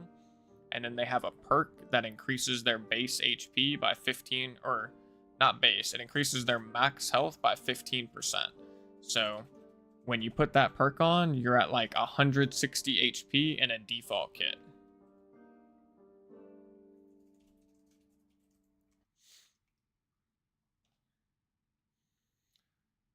Yo, what's up? What's up again? You got a light? How are you playing your games, and what's your strategy for today? So right now I'm just doing a little bit of quests. Prior to doing quests though, I was running normal Gabo caves, doing cave troll, and then after I did cave troll, I would just go north and I would like hit all of the locked chests that were north of the cave troll room, and I'm bringing lockpick songs so I can just unlock them real quick. And I'm kind of running like a loot setup where I've got like Fermata and Lore Mastery. So I open chests super quick. I hit the gold pile super quick. All that good stuff. And I'm mainly just getting a little bit of gold because I like just started leveling my bard and like playing my bard. So kind of just getting a little bit of gold, getting some items, even though like now that I have the market available, I'm probably gonna get rid of a couple of these items at least, so I can just use some better stuff from the market. But probably a little bit later, I'm probably just gonna run my stash to 0 because like I don't care about, except for these gloves. These gloves are actually insane, but everything else I'm just gonna like run in High Roller to basically get rid of all of it. And obviously like I'll probably make a bunch of gold while doing that, and I'll probably get some other items that I might keep or items that I can sell on market. But I essentially just want to get rid of most of the stuff in my stash so I can just clear out the gear and then without just selling it all to the merchant. And then at some point I'm going to buy another stash, which honestly I'm just going to buy that stash now. And yeah, that's my main strategy. I'm just getting a little bit of gold, and then later I'm going to do a little bit of High Roller. And yeah, I think at some point I might do some Ice Abyss. I did Ice Abyss the other day, or yesterday I did some Ice Abyss, and it's pretty chill. I didn't do too many games of it though, so I might like go back down there and look around a little bit more, check out the loot and stuff. But yeah, hopefully that answers your question. Umbre Bones. For free-to-play normals, any recommendations besides Unga Bunga Barbarian? Yes. So, here, let me really quickly grab my health pot. Let me grab my bandages.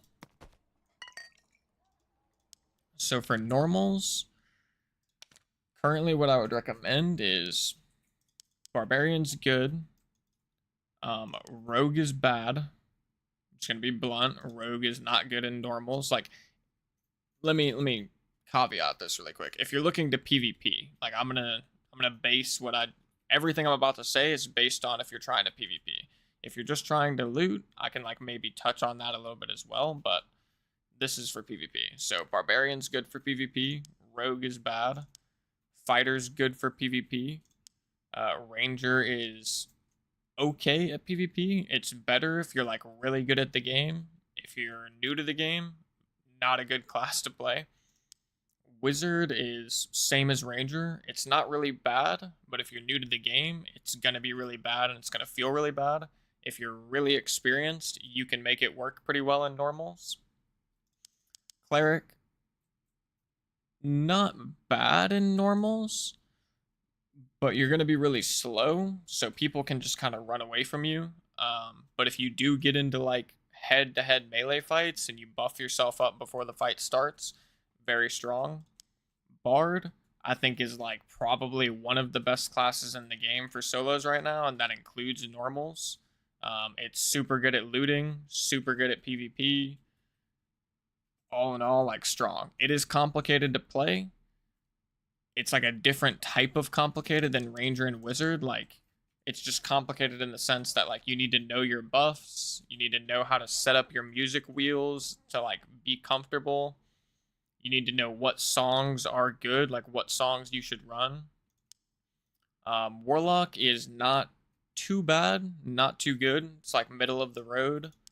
I think Druid with the right build is actually pretty good. You essentially want to go a like melee build without shapeshifting, so you don't take any shapeshift perks, but you take like perks that help you otherwise. You take like Dreamwalk, Thorncoat, and there's like natural healing, I think, is one of the other ones, and there's like one other one that's good. The one that gives you 3 vigor is pretty good. And then you just like fight people with a spear. Like it's kind of like cleric, but it's a little bit faster than cleric. Like you buff yourself up, then you go into melee and you wreck people in melee. Fighter, another pretty good class in normals. In a completely default kit, fighter doesn't feel that good, but once you get a crossbow or you take weapon mastery and you start using a bow, fighter feels pretty good. Once you just get some ranged damage, like you actually get some ranged damage options, it starts to feel really good. But yeah, and I would say like for looting, Rogue is good, Bard is good, Fighter's okay, Druid's okay, Ranger's good, and then all these other ones like Warlock, Wizard, Cleric, Barbarian are all not that good at looting. Here, I'll just show that Druid setup really quick I was talking about. But yeah, if you want to play Druid right now in solos, you probably want to run this build. Natural Healing, Dreamwalk, Sun and Moon, and Thorncoat. And then you pretty much don't worry about shapeshifting other than like for utility reasons. Like you can shapeshift into a chicken to use the healing spell. You can shapeshift into a rat to jump through the window on doors. You should probably never go Panther, I'm gonna be honest. And you can go Bear if you're like getting pushed by... Oh, whoa, in normals? Yo, let's go. My girlfriend just died to Firebox. What is he playing?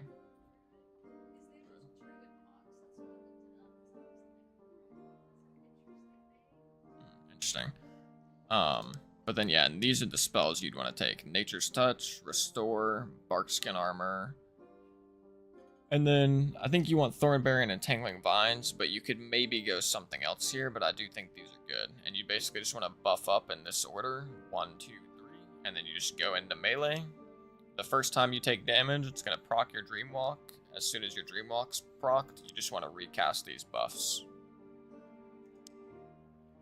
And when your Dreamwalk gets procced, you're probably going to have your melee weapon out, but you can switch to your spellbook while you're in Dream mode or whatever.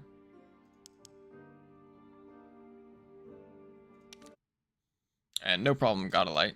I got you, brother.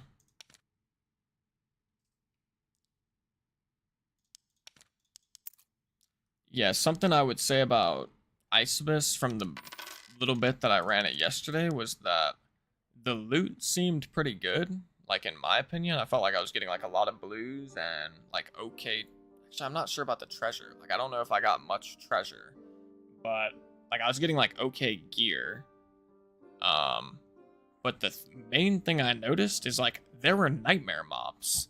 There were literally nightmare mobs in normal abyss, like the lightning skeletons and shit. Which, to me, like, I mean, I could deal with some of those mobs, and especially when I was doing duos, like we didn't have much of an issue. Like occasionally we did, but it wasn't that bad. But it's just like since you're in normals and you can't bring any gear in, it's just so slow. Like you kill the mobs so slow if they're nightmare and you have normal gear. So it's like and nightmare is the highest tier of mobs, so you would literally just be better off going in high roller.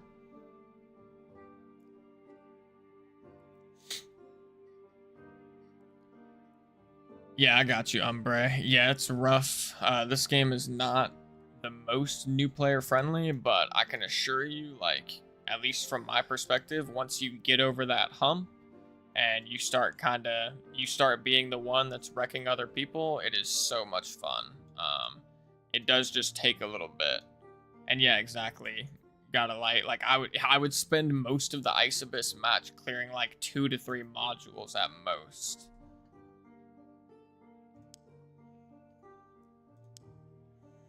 But yeah, I feel you, Umbre. It's rough, bro. It is rough starting out.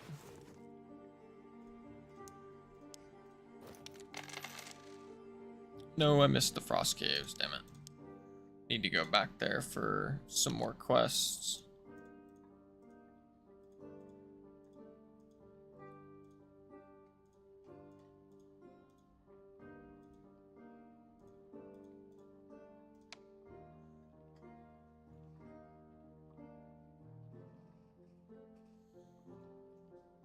Take it easy, brother. Good luck with the stream. I appreciate you stopping by.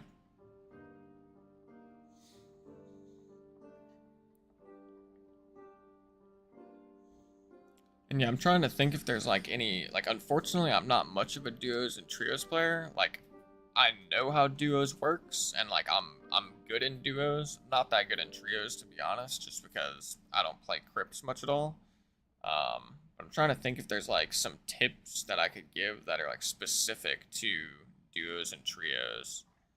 Um, your team comp is like probably gonna matter in duos and trios a fair bit. I mean, the class you pick in solos matters as well, but your team composition in duos and trios is gonna make a difference.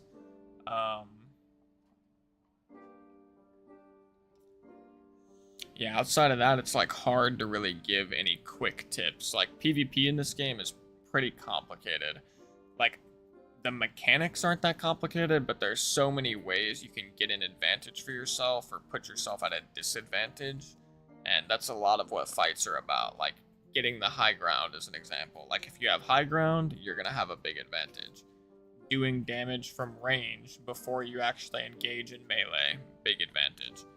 Popping your potions, popping your protection potion, popping a healing potion before you go in to fight somebody can be very valuable, and you should be doing it. Like ideally, you want to build up a habit of always popping a protection potion and always popping a healing potion before you fight, if you can.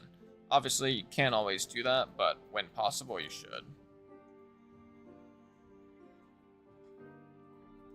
And sorry guys for the little wait. I'm just gonna waiting for this to kick back around to Frost Mountain so I can get in there and clean up some of the rest of these quests real quick.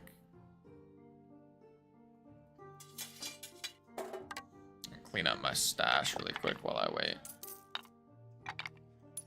What'd you say, Gracie?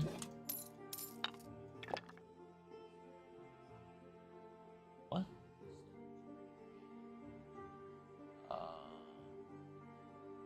It's one room to the right of the middle tile.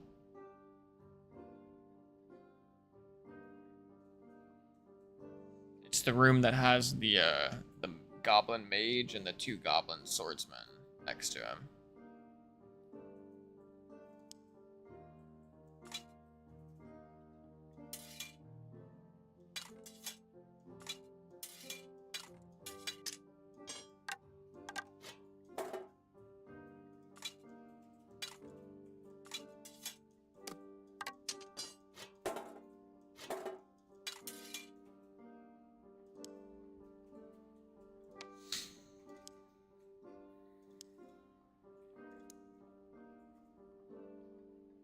Oh, sheesh. Let's go. Wait.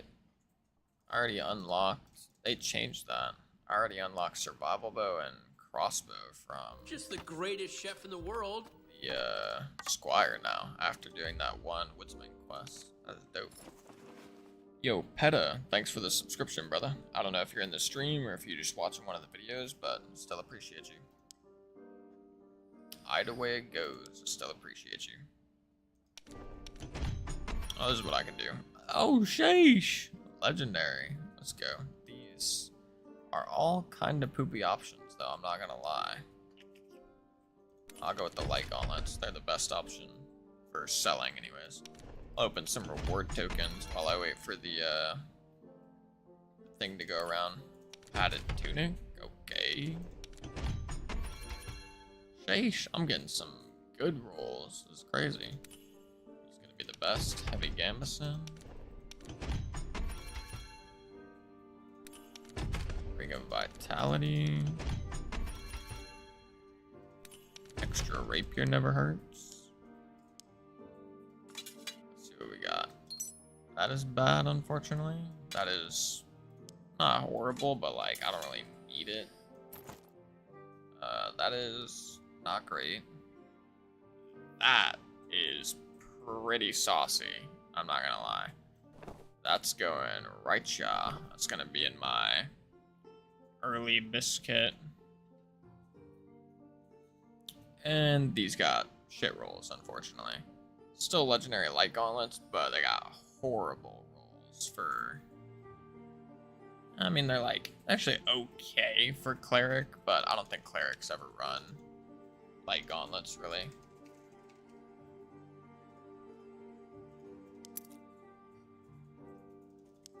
I'll just check knowledge.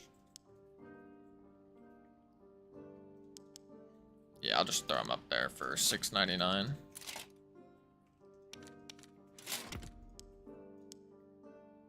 See what this leather cap would go for now.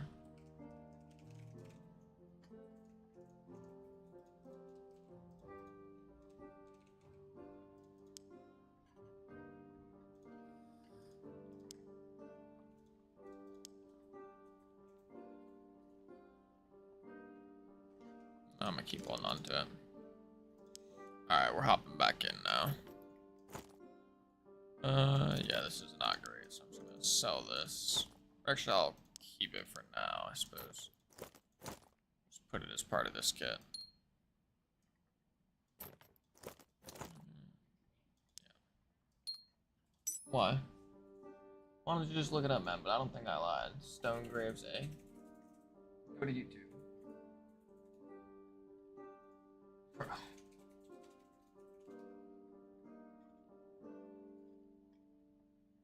Curious to see.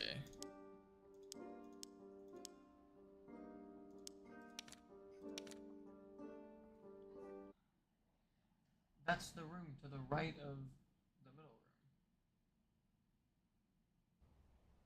Well, okay, open up the Goblin Caves map, the interactive map, and then just match the tile. But that is the room to the right of the center room. I didn't lie to you. I was right. Goblin Cave 4. Got that room.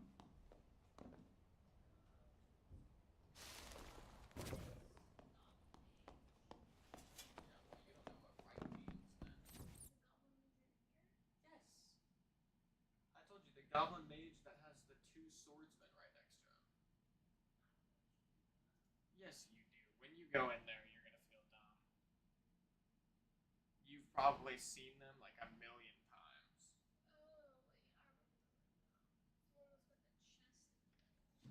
Yep, exactly. There's a chest right behind the goblin mage.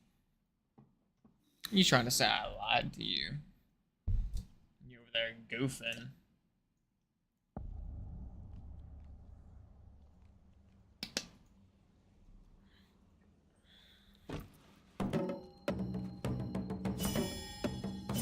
Let's go. This is a good spawn for my quests.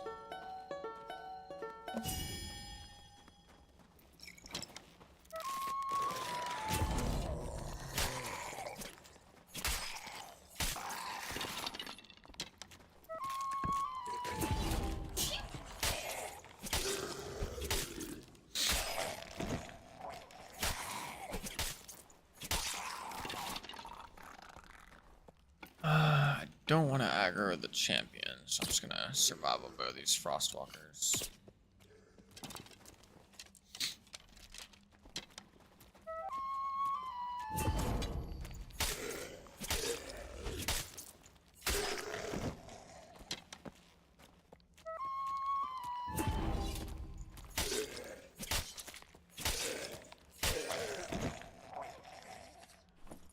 Wait, this is actually perfect. I can get all my...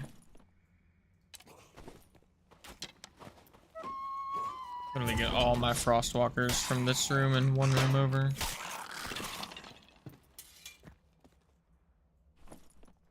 Oh, sheesh. Glowing blue eyesight. That's good too. And double grave essence. I'm getting so many quest items. About to be speed running my quest.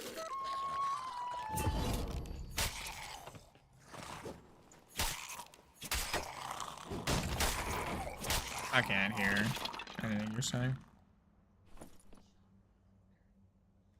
Yeah, I mean...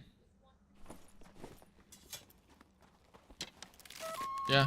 I mean, the problem with bear form, I think, and like maybe I should have tried using it more because I didn't really use it much, but I feel like the problem with bear form is if you fight somebody that's got range, they're just gonna kite you forever.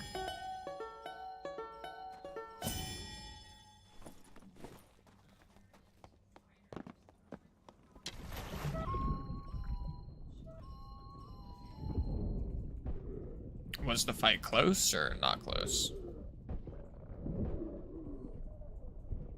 Gotcha, gotcha.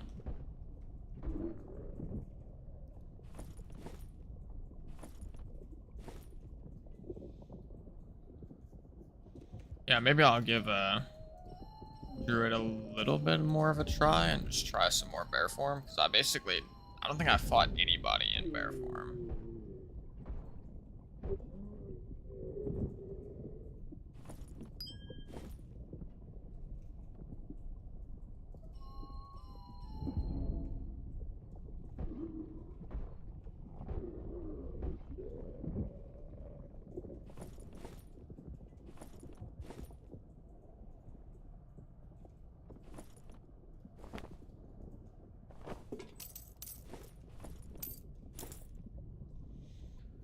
Alrighty, that's all my frostwalkers. I gotta go run to the wolf cave really quick.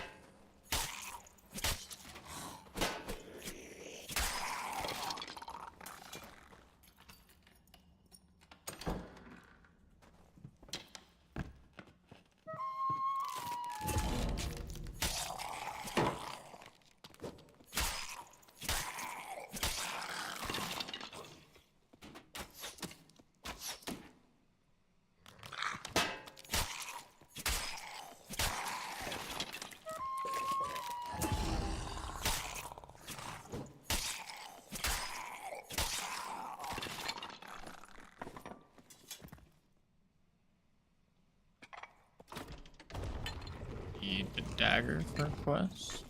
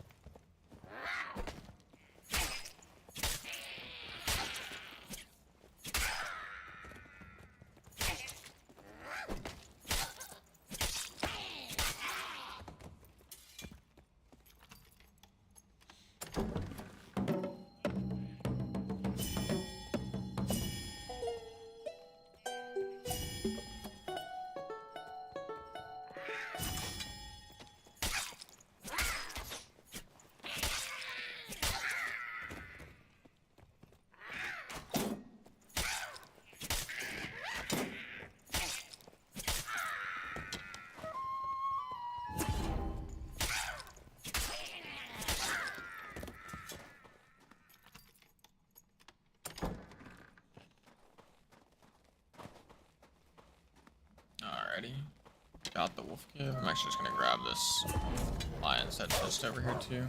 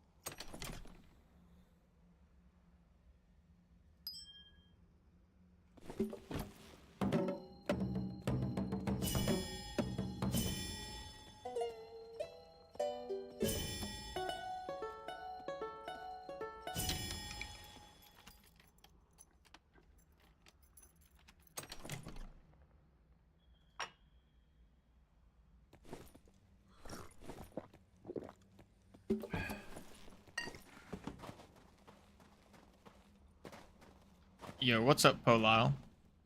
Haven't survived a single dungeon as solo bard yet. Keep getting eaten by panthers. Interesting. Yeah, I feel like panther is a little weak, but here, let me, I'll show you the songs I'm running. And if you're not running the songs I'm running, I'd recommend trying them out. It might give you a better shot in some fights. So I'm running Rousing Rhythms, Beats of Alacrity, A Lot of Courage, Aria of Alacrity. These are all like must-haves. And I've got Harmonic Shield, but I don't have enough knowledge for it, and it's not that big of a deal. And then Lament of Languor, Shriek of Weakness, and Unchained Harmony, I think are all must-haves as well. Yeah, they sneak up on you while you're fighting mobs. Yeah, that'll happen. That sucks. I mean, unfortunately, that does happen. That's like one of the issues with solos sometimes is you like don't have anybody to watch your back.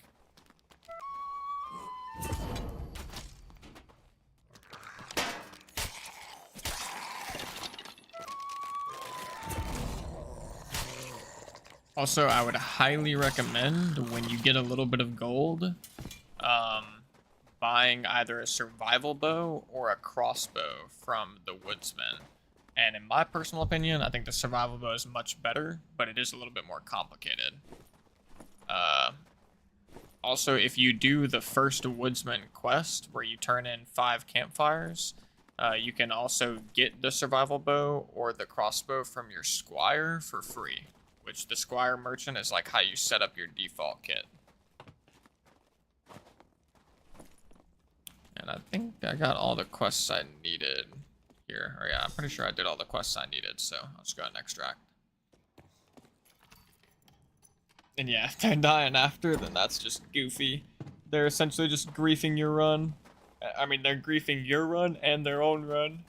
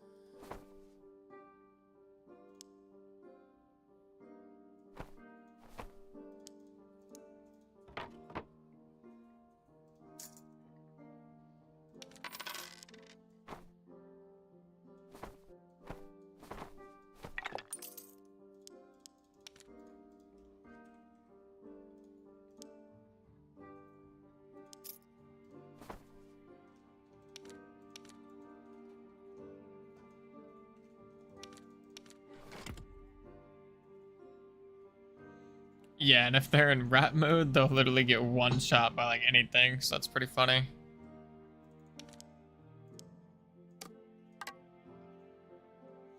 But here, let me quickly put this stuff up, and then I'll just show you everything I'm running. So for perks, I'm running Charismatic Performance. This is the best perk on Bard. You want to use it in like every single build. If you're new, you probably don't know like how it works, because reading it doesn't really explain what it does that well, and or doesn't give you any idea as to how it would be so strong, but it is actually their strongest perk. Then I take Rapier Mastery, and for looting, I take Fermata and Lore Mastery. If I was PvPing, I would take Superior Dexterity and War Song. Or I would take Superior Dexterity and I keep Fermata, one of the two, but I think both are good. Superior Dexterity, another one where like when you read it, on the surface it doesn't sound super good, but the main reason is switching between your survival bow and your rapier and buckler 50% faster, like can't really be described how good that is in PvP once you start taking advantage of it. Because you can essentially just pelt people with your survival bow forever. You hit them with Lament of Langor and Shriek of Weakness. This reduces their move speed. Bards are already insanely quick. You're reducing their move speed, so you can just pelt them with the survival bow forever. And then if they ever get close to you, you can just extremely quickly pull out your rapier and buckler to actually defend yourself in melee. And then yeah, it also affects your instruments, so it allows you to cycle through your buffs a lot quicker, which is quite valuable as well. And it even affects consumables. So everything, like, it just makes everything quicker, which the better you get at the game, the more you realize that, like, you need to be using everything. Like, in the middle of a fight, you should always have a health potion running. You should always be popping protection potions. You always want to make sure that you've got Lament of Langor and Shriek of Weakness active on the target, if at all possible. Like, these are so strong. And, like, they don't look that strong, but they're actually, like, some of the strongest things in the entire game. And then Charismatic Performance, I'll hop into match and I'll just show you why this is so strong as well. Oh, gotcha. Yeah, that's a long time ago. I'm glad to see you're back, though. Also, always don't forget, like, I'll show you what I mean. But Rousing Rhythms gives you +2 all attributes. So even though I've got a maximum of 14 music memory right now, and I don't have enough for Lament of Langor, once I cast my Rousing Rhythms, I will have enough for it. So that's why I specifically slotted Lament in this order, so I can cast all of these spells by default, and then once I use my Rousing Rhythms, I'll have enough for Lament. And then I slot Tranquility and then Harmonic Shield, on the off chance that I get enough knowledge in-game to be able to cast these as well. And yeah, that even goes a step further, because you get knowledge when you're holding the loot. So, for example,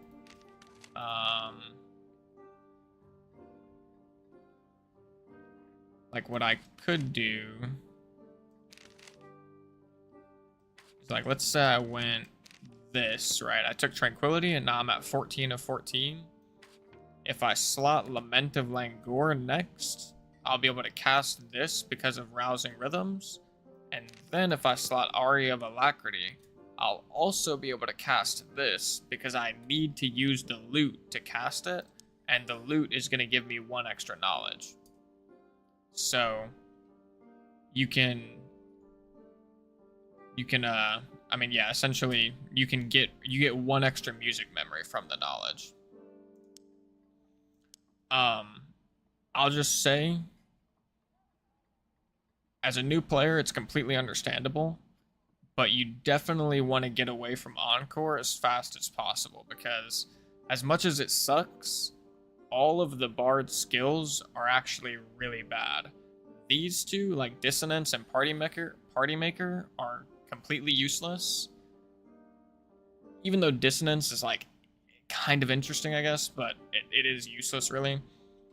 Encore, the reason why Encore is so bad, because it sounds good, But the reason why it's so bad is because if you take charismatic performance, you actually just play the songs faster with charismatic performance. Like, you'll literally just play every song faster than you could play one with Encore. And I'll show you how in just a second. Let me reslot these songs super quick.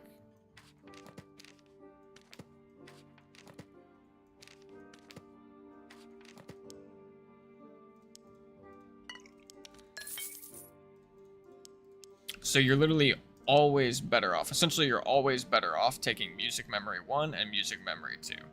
And I just like to have my right wheel for buffs, and I like to have my left wheel for like random things. So like, I've got my 2 combat songs, I've got my lockpick song, and I've got Tranquility right now.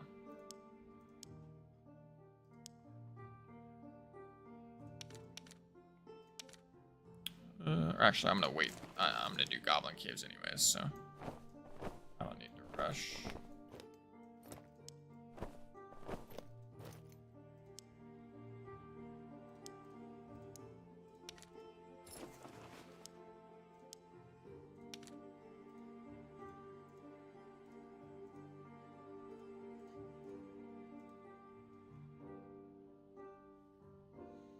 Gotcha. Yeah, that's fair. That's fair. Because, yeah, I guess if you're, especially if you're new, I can understand that. Like, if you're in a fight and you, like, really need to make sure you don't mess up a song, you cast Encore so you make sure it goes off properly. That's definitely fair. Here, I'll show this charismatic performance thing, because it's charismatic performance is like a complicated perk. Like, it doesn't sound complicated on the surface, but it really is. So it says upgrades a good performance into a perfect performance.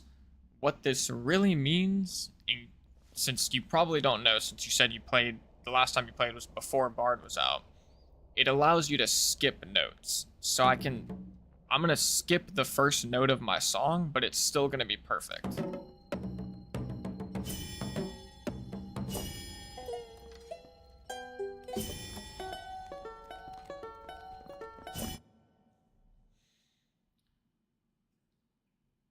And this, it's really helpful for getting your buffs off really quick.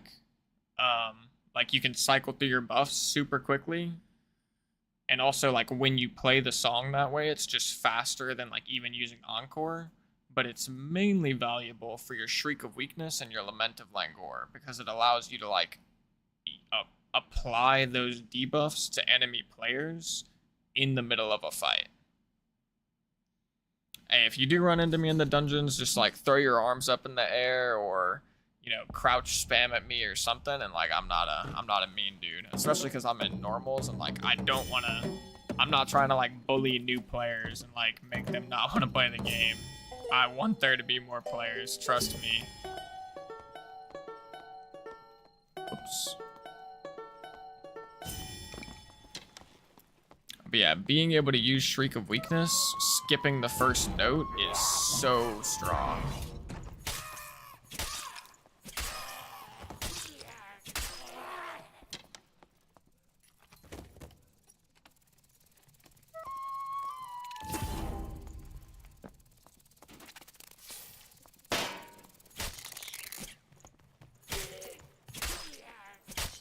Oh, I forgot to switch my perks back to looting perks, but oh well.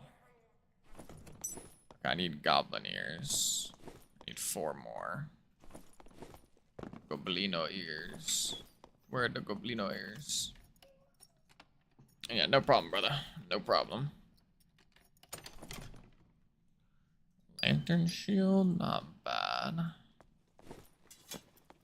But I'm not gonna use it.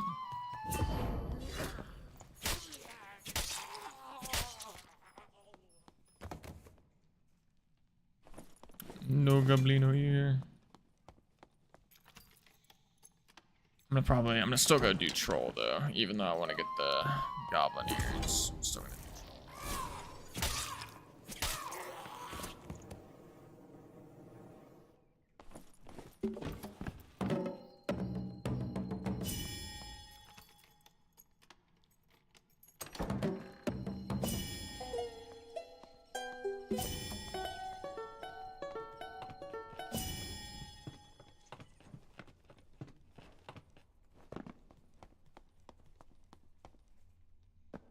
Sheesh, nobody's died to moms yet in this lobby.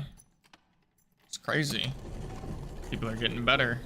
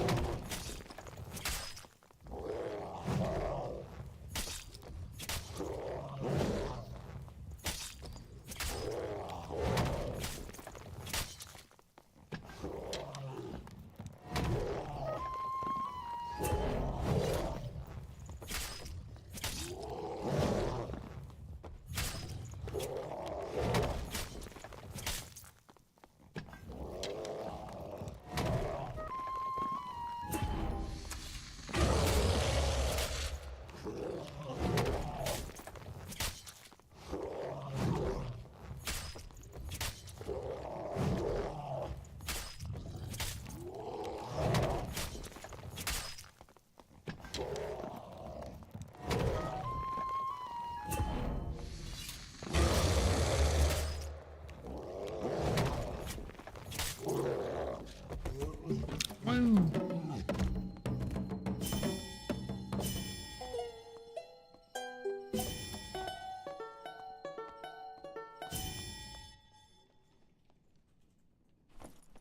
Let's go.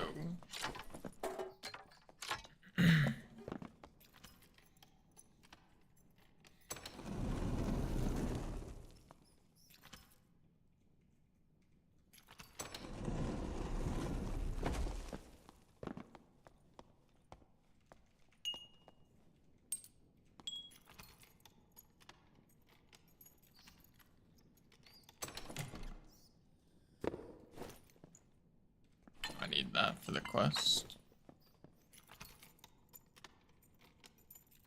Yeah, I appreciate that, Ghetto. Yeah, the troll is, like, once you learn the troll, it's like riding a bike. Like, you never mess up, really. It's a very, like, repetitive attack pattern, so to speak.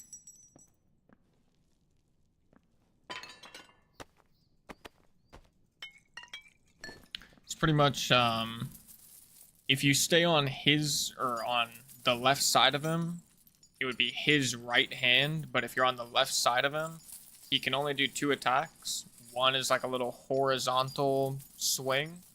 You can just dodge that by backing up, and you want to like bait the attack out, and then after he attacks, you want to get a couple hits in. You want to get 2 hits in on his hand. And the other attack is he can do a one-handed smash. That's the one you want him to do, because when he does it, you can get 2 headshots in. Outside of that, every 4 attacks, or it's every 3 attacks or every 4 attacks, like it can be either or. Ideally, you want it to happen every 4 attacks, because then you get more rotations in. But every 3 attacks or every 4 attacks, he'll do a 2-handed smash. He'll pick up the club with both hands, and then he'll put it over and he'll do a 2-handed smash. When he starts doing that, you just gotta run a good distance away from him. And then as soon as he's done with it, run directly at his right hand. Oh.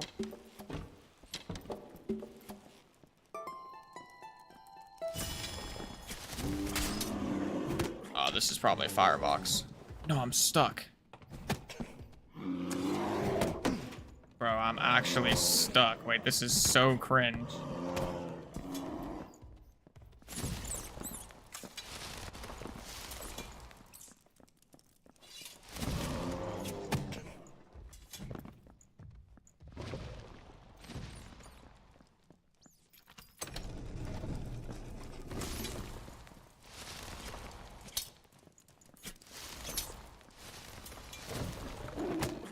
Dude, no, that was so cringe. I literally got stuck in a corner by that druid.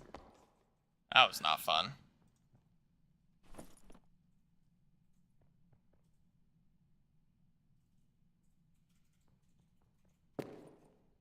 Ah, rip. Well, it doesn't matter. It was normal anyways, but that felt kind of dumb, the way I could just get trapped in a corner by the bear. It's definitely my own fault for the way I played it, but still felt a little weird. Little weird indeed. It's like the first time I've died in forever.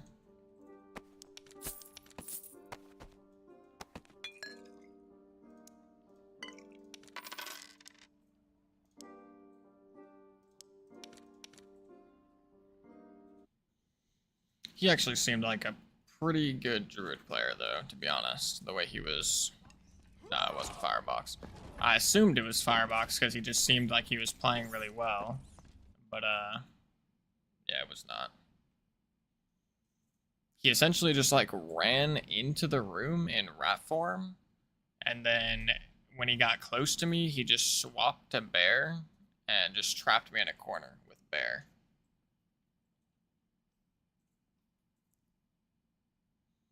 And then from there, he just like chased me down in rat form, which was kind of interesting.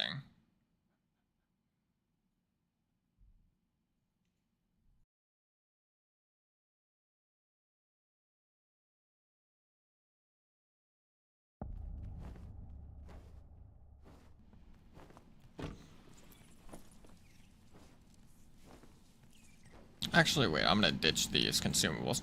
Kind of just want to like YOLO mess around with Druid a little bit in normals.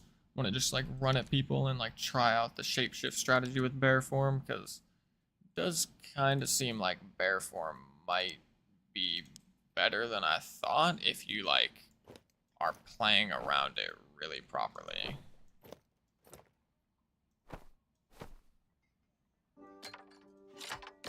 And yeah, pretty much every druid I've ran into has literally just like fallen over without putting up much of a fight, but I'll keep that in mind, Poil.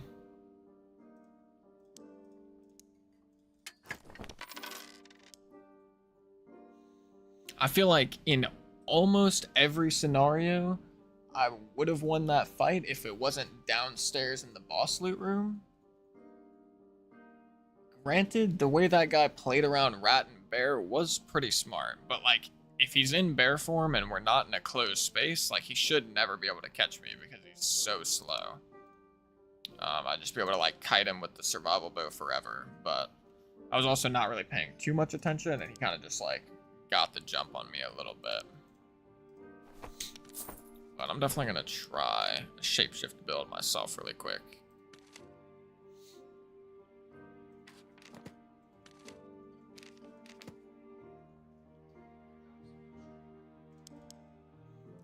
Archers. Yeah, skeleton archers to be specific.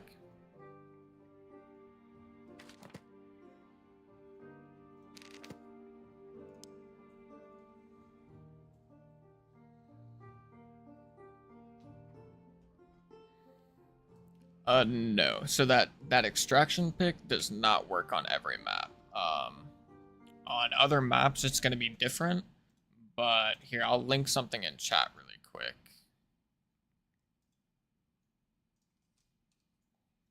If you go to that website that I just linked, like once you're on it, here, I'll just show really quick. Once you're on it, you can like zoomed in on accident or something. Yeah, there we go. Once you're on it, you can pick what map you're on. So like if you want to play Ice Caves, you can pick Ice Caves. If you're Goblin Caves, The only map currently is number 4, so make sure you're on number 4, not 1, 2, 3. And then if you're on Crypts, it can be any of these 6, which is like one of the reasons I don't recommend Crypts as a solo player. It's really hard to learn the map. But on Ice Caves, if you want to know where the extracts are, you can just deselect all, and then come down to portals and click static escape portal. And all of these are ways that you can get out, except for this one. This one's a lie. It's top right one. Also, this one is not super obvious, but there's an elevator downstairs, and you can take the elevator up to extract. But there's also a mini boss down there, so be careful. But like all of this one and this one right here are also a little bit hard to understand, but essentially boats will spawn in the water. So one boat will spawn here every 3 minutes. You hop on the boat and you can ride it out and it'll extract you. Over here, the boat spawns right here every 3 minutes. You can ride it out and it'll extract you. All of these other ones, though, they're just like they're staircases. They have like a gate. They're a gated staircase. Roughly halfway through the match, the gate will open up and the torches next to it will glow blue. If the torches are glowing blue, that means you can take the extract. If they're not glowing blue, that means the extract is either not opened yet, or if it already opened, somebody else took it, because only one person can take each of these.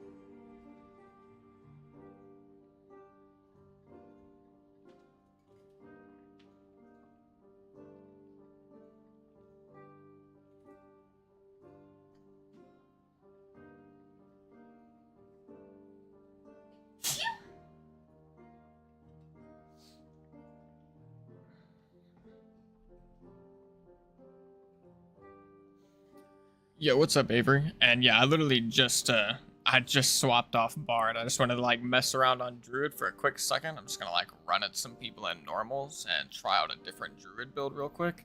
But I love Bard. It's probably my second favorite class. I think it's insanely strong right now in solos, duos, and trios.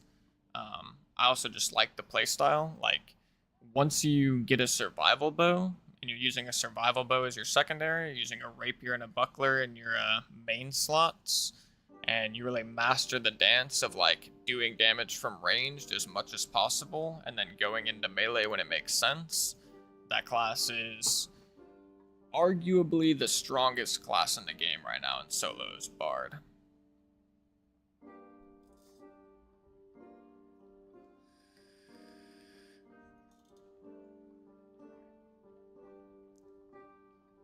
I would say it's like an argument probably between Barbarian, Bard, and not sure if anything else compares to those two classes. Like maybe Druid will. Obviously, Druid's still brand new, so like people are just figuring out builds currently. And Druid seems like it has potential, but I don't know if it's going to be in the argument with Bard and Barbarian, to be fair.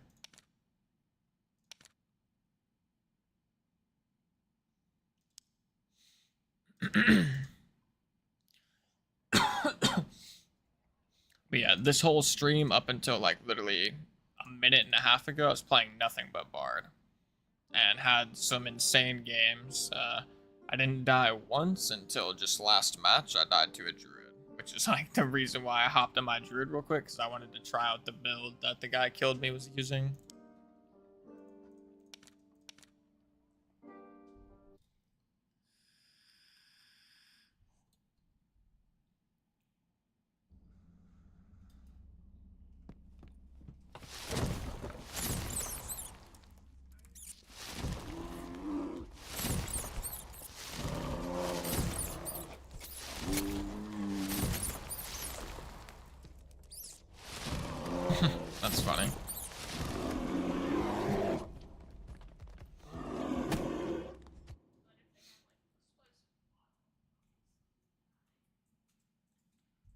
Yo, what's up again, Ghetto?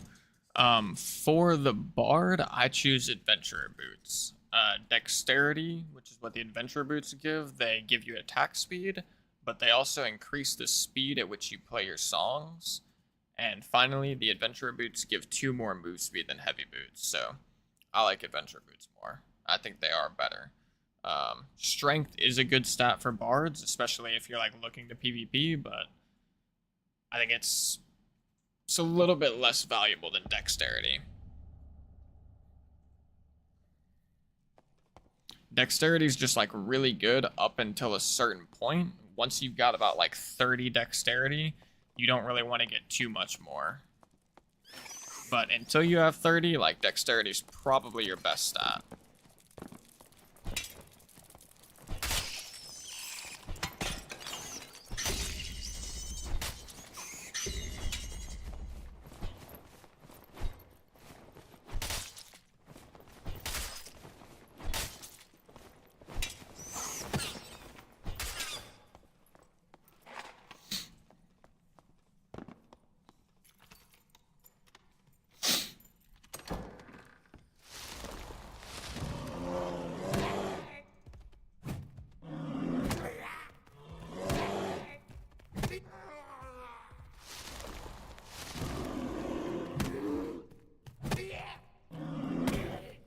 Permanently knocking back the mobs is kind of funny.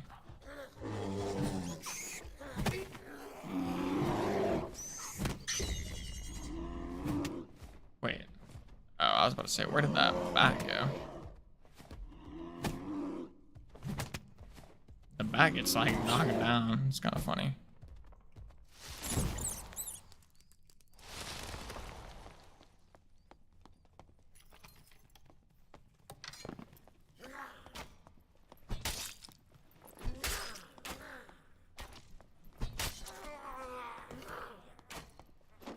I hear a player through that door.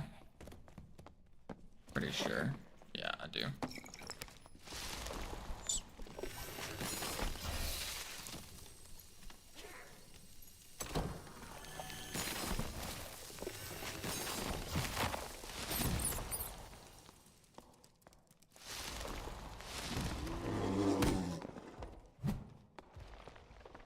Okay, this guy. I can't even bring myself to kill this guy, I won't lie. This guy definitely seems like a new player, so I'm gonna leave him alone. Like, I can't do it.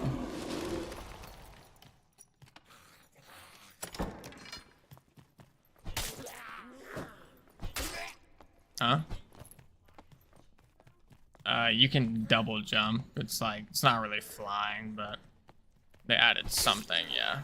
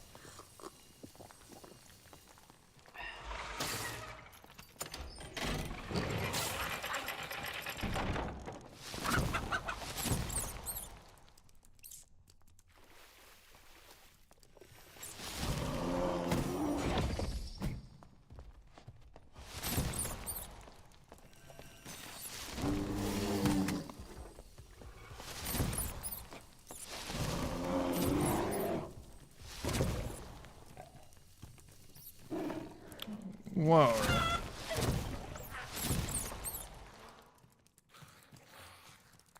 Where'd the little rat go?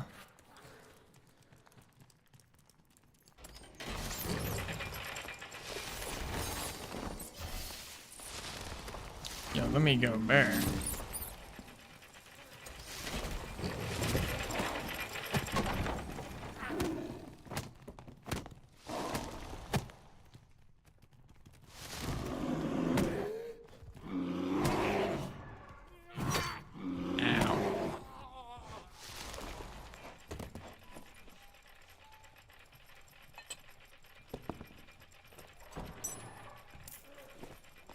Whoa.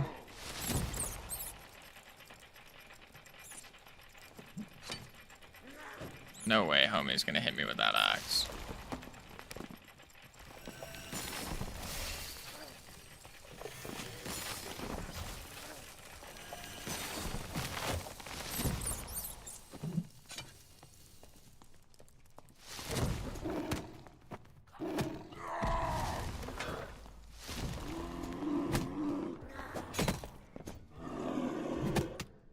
Okay, wait, I'm like kind of mogging people right now with this playstyle.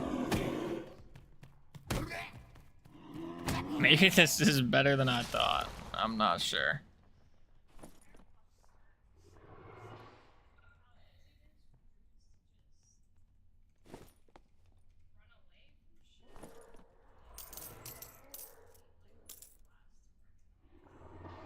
Yeah, I feel like you have to just kind of figure out this dance between like going rat form to get close to people and then just like going bear literally like on top of them.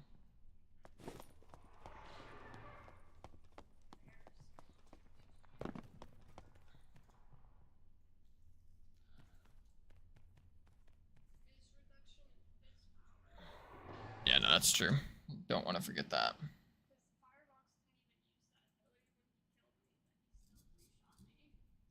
Sheesh. Let me rest.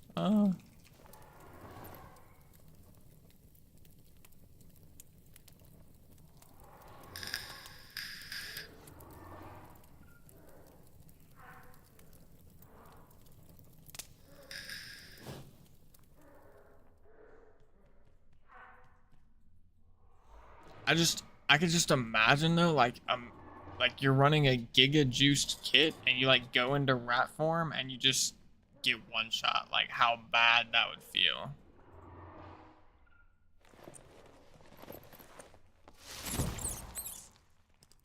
Yeah.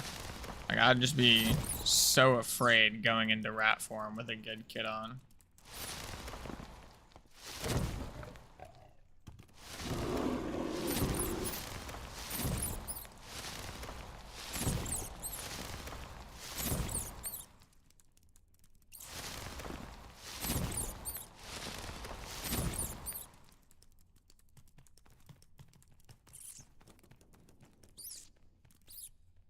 Also like a spike trap or something.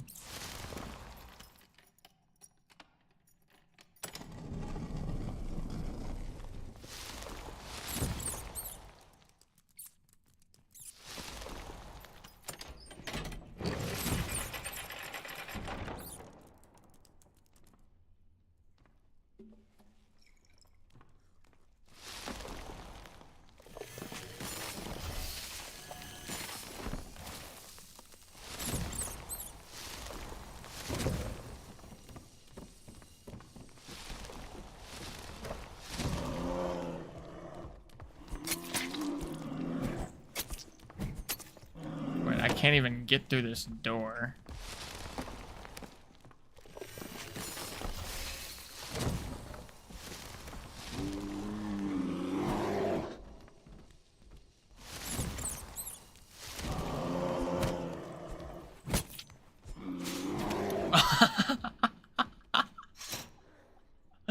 Yo, that is messed up. I did not mean to do, man, my boy like that.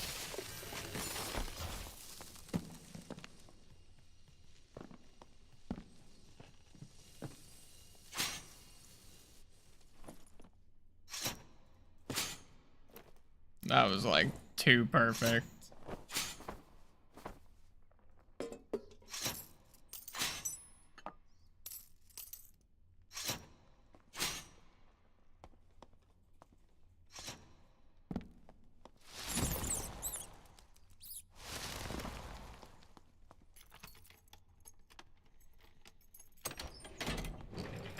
Literally knocked my man off into the spike traps.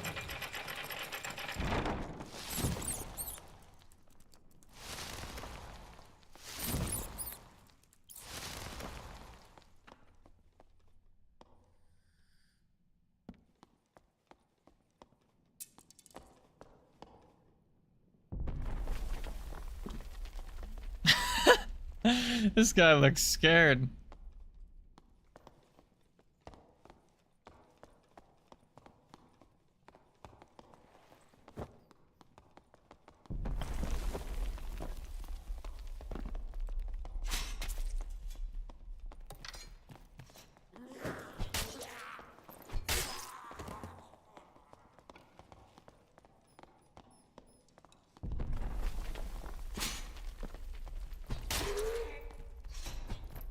I'm gonna show this guy how to escape.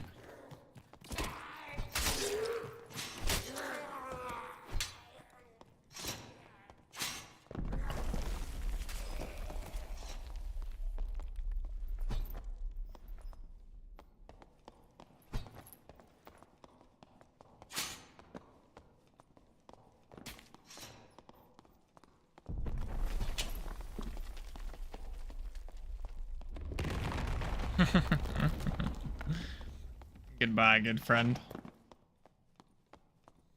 Yo, what's up, Ghetto? And yeah, you do have to wait. Most extracts only open up like a little bit over halfway through the match.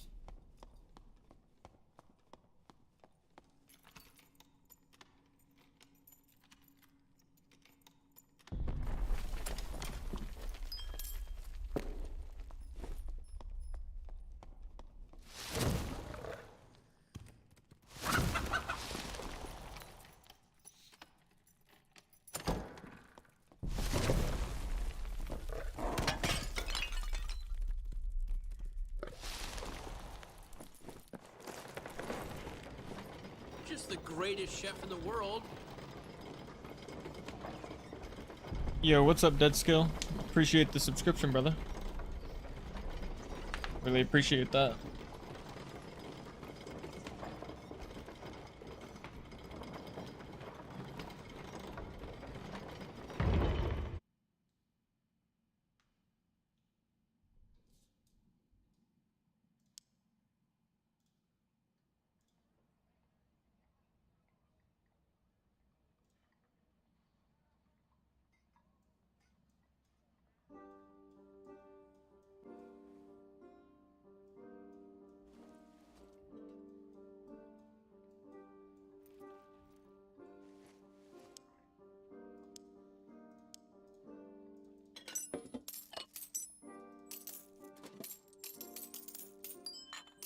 Yeah, maybe I was wrong about Druid, though.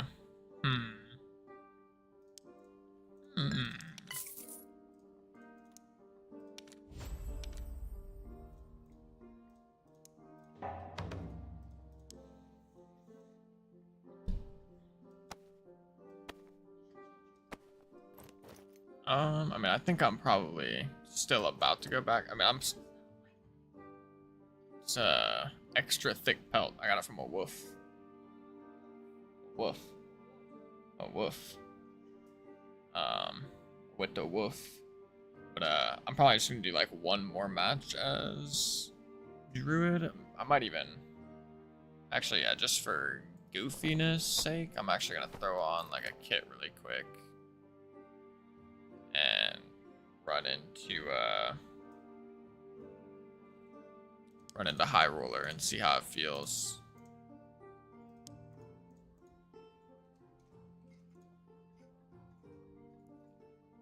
Actually, I probably want to Ring of Finesse.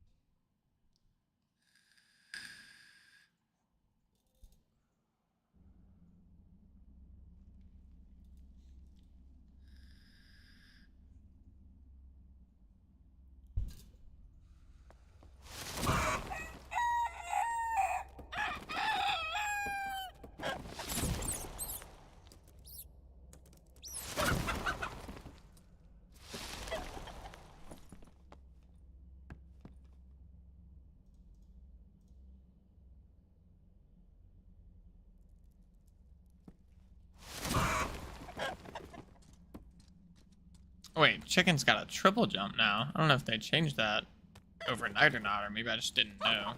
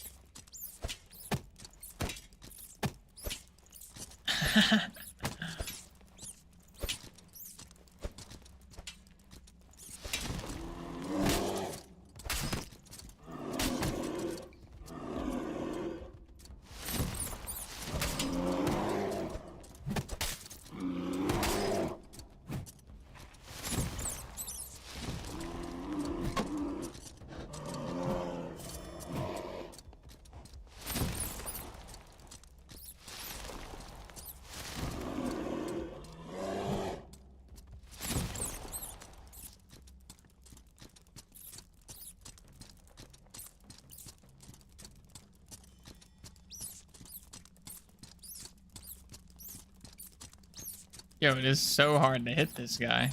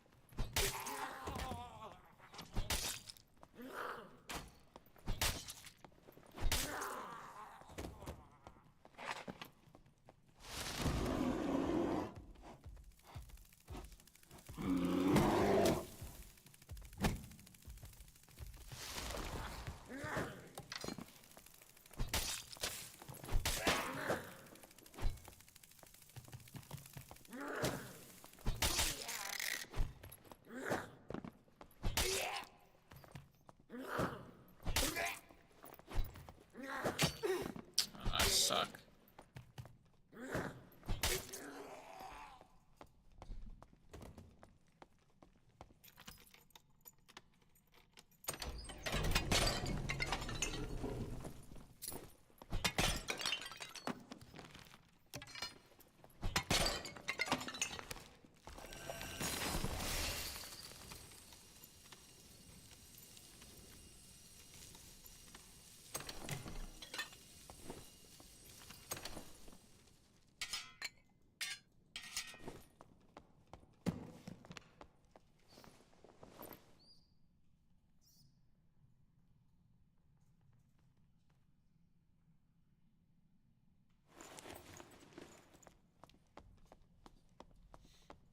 Realistically, I'm about to just run and look for people. Still just want to try and fight, but wanted to do it in High Roller.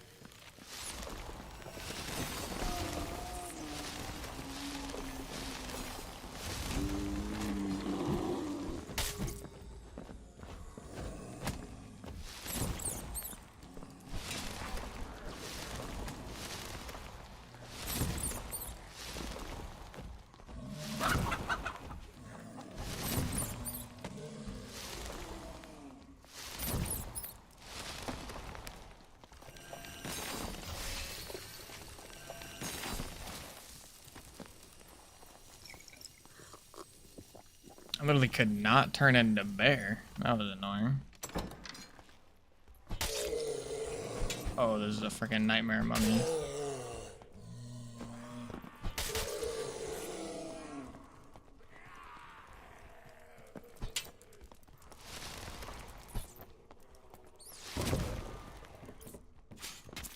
Oh my goodness, this guy, no shot that just happened in front of my eyes. Oh my god, I got a lot of mobs on me. A lot of scary mobs at that. I gotta take my time here.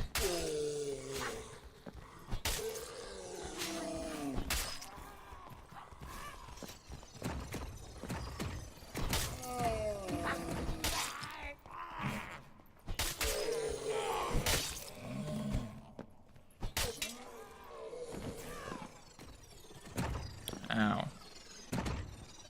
Hey, chill out, bruh. Man, no shot.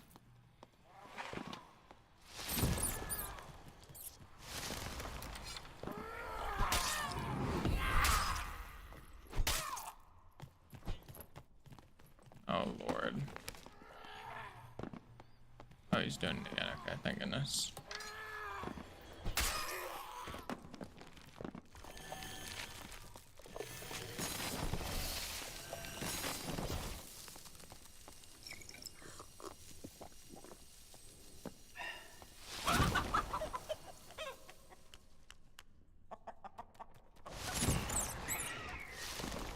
Oh my goodness, that was almost bad.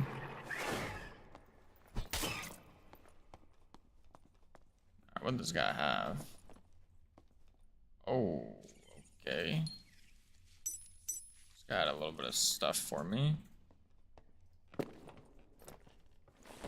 Someone right above me.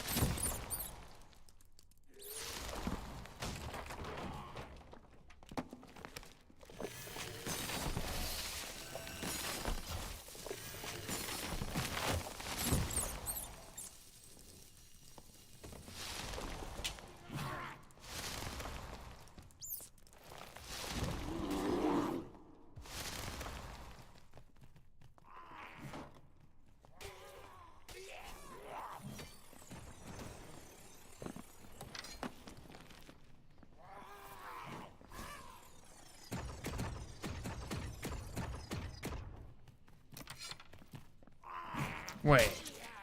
No, this guy died. I literally tried to help him.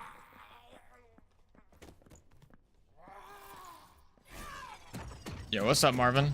Stream's been good. I had a bunch of good games on Bard, and then I kind of learned about like a new Druid build that seems actually pretty insane.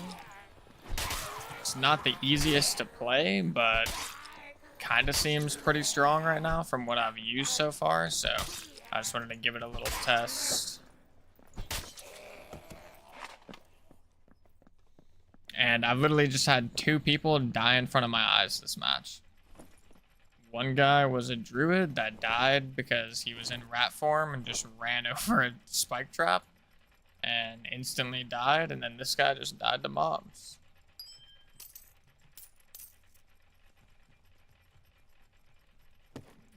This guy had some okay stuff. Not amazing, but not bad either. That's a nice arming sword. Oh, that is a nice heater shield too. What the heck?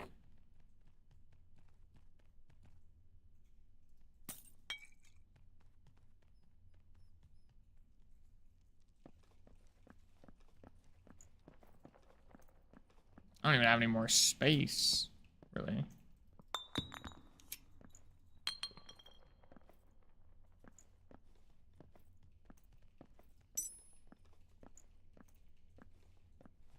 Can't tell if this Fine Curious is...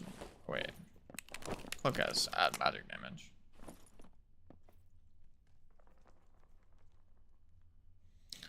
And yeah, I've been able to test the Spell Spear build like a fair bit, and I do think that build's pretty good.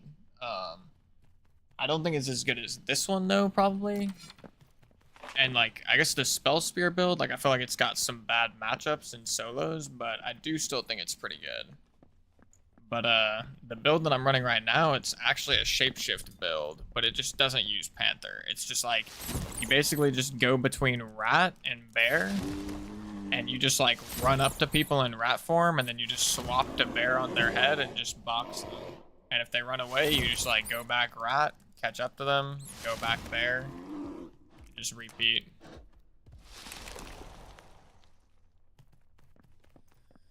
Thought I just heard somebody, but it was actually that goblin down low.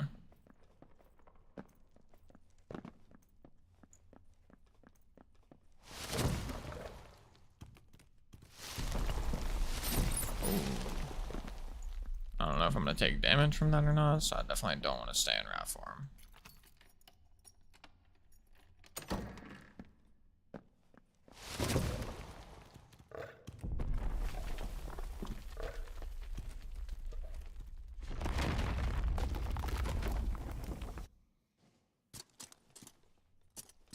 Oh wait, there was another player in here. I didn't actually know that.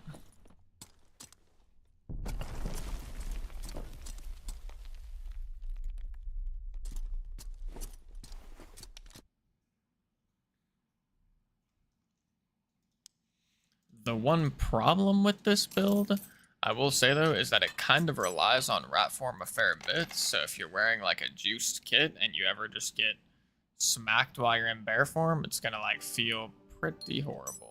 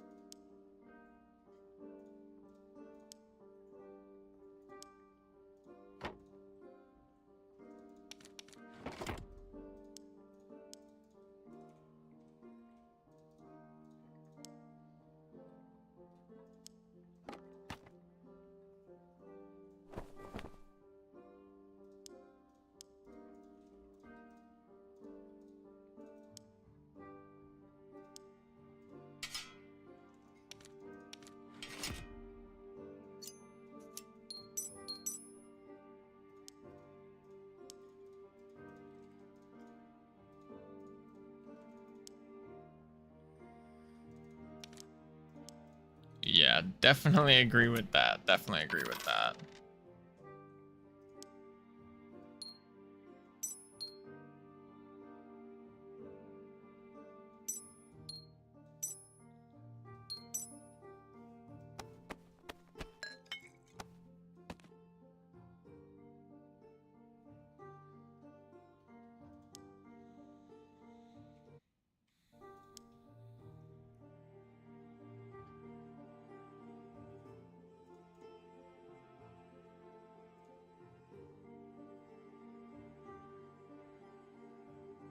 Low key, I feel like I'm about to be like unkillable with this set if I don't mess up. I just can't imagine too many people are like running good stuff. I'm actually gonna swap to East for this next match so I can get a little bit more PvP probably.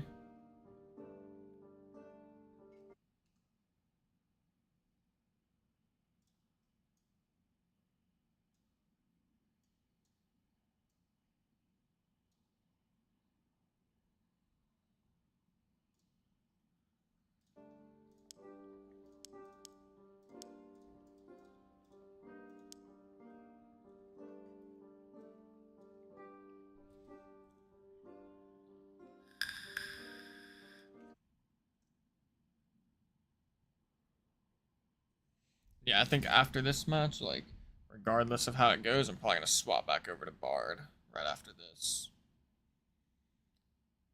But I do have a feeling that this build actually is pretty good.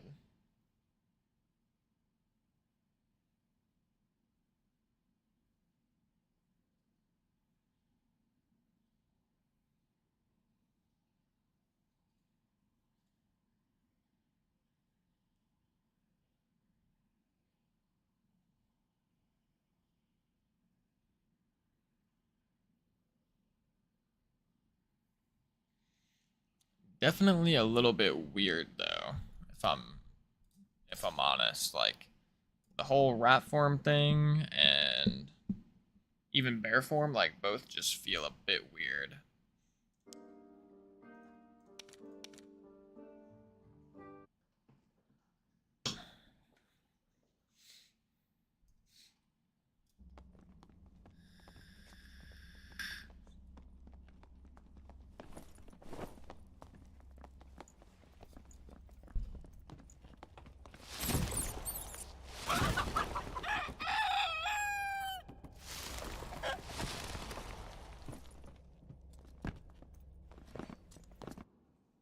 That's got some gear.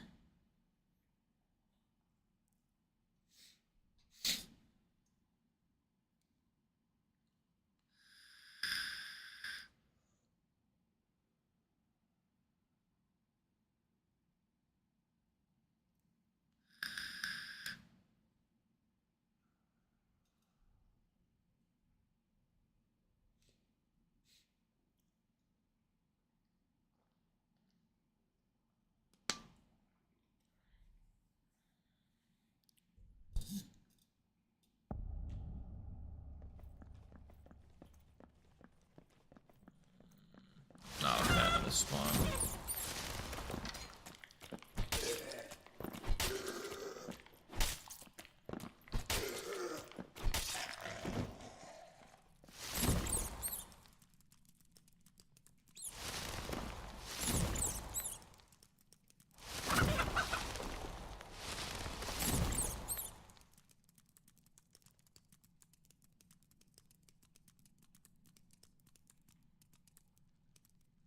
Rat form is also going to be so insane for spawn rushing, I think. Man. Man.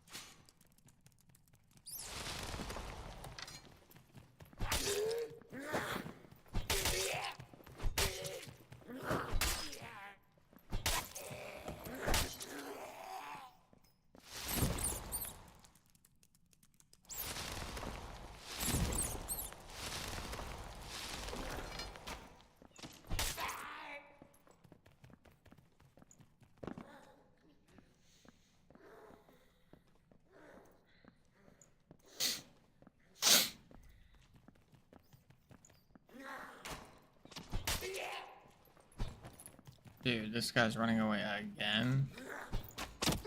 Oh my goodness.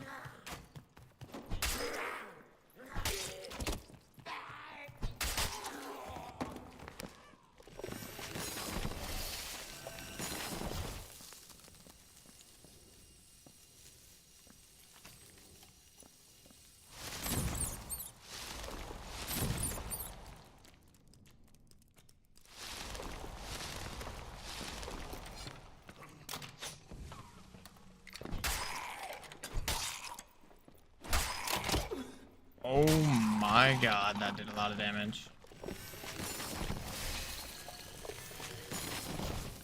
That guy actually tanked 4 hits, or took 4 hits to die.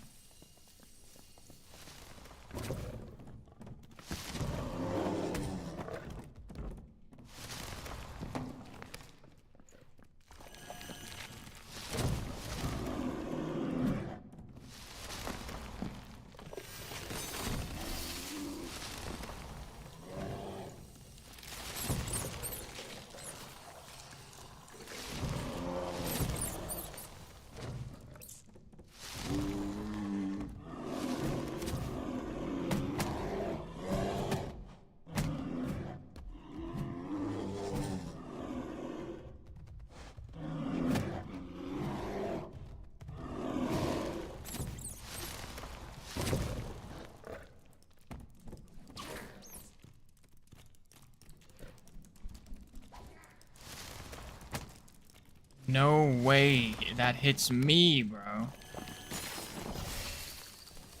Mob aggro is so dumb in this game.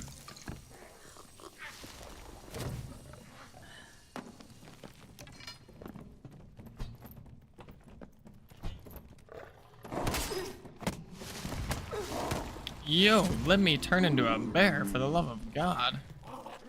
Oh my god.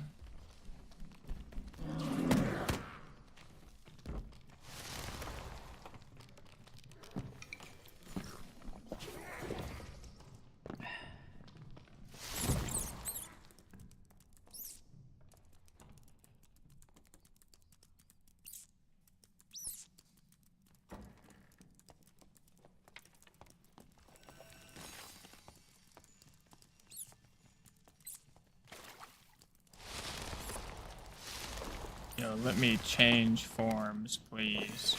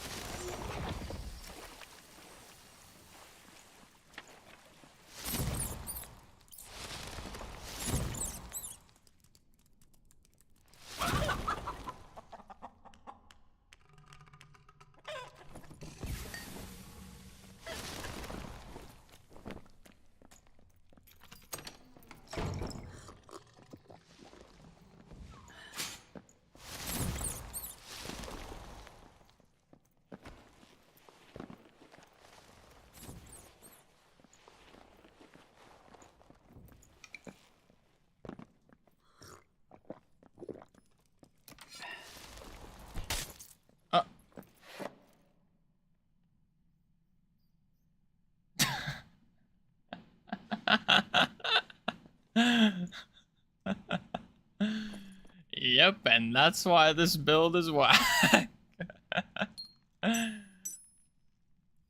Somehow. Rest in peace.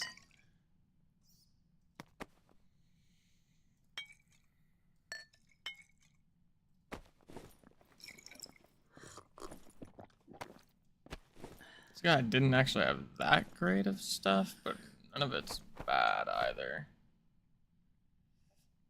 Especially for like this time in the wipe.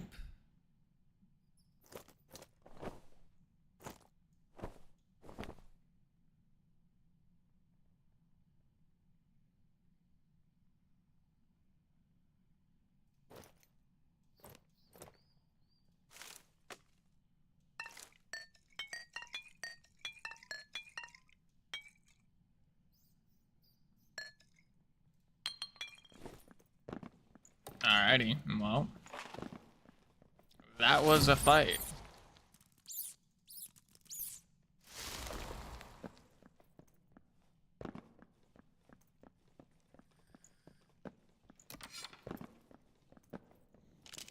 definitely an interesting fight.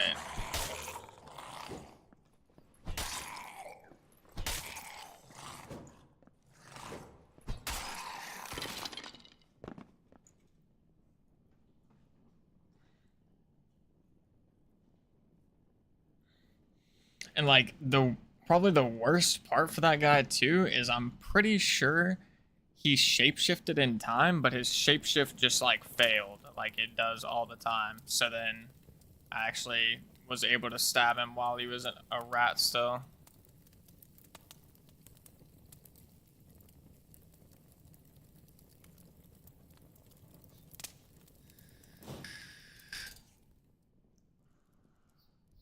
If they fix that issue, then this build would probably be insane, to be honest.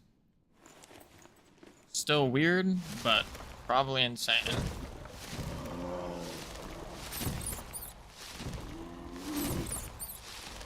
Like, you, like, can't transform if you're on a slope. You have to, like, jump.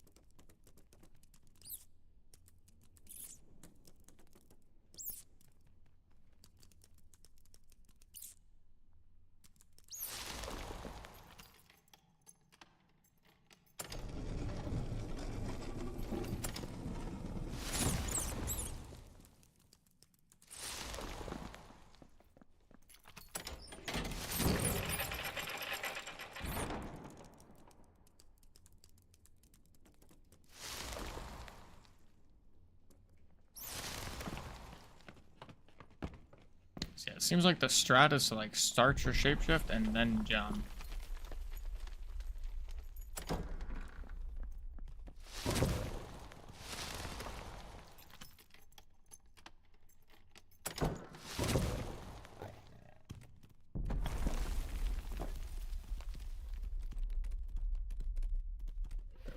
I'm gonna see if I can find another player. Freaking Druid v Druid fight took 8 million years.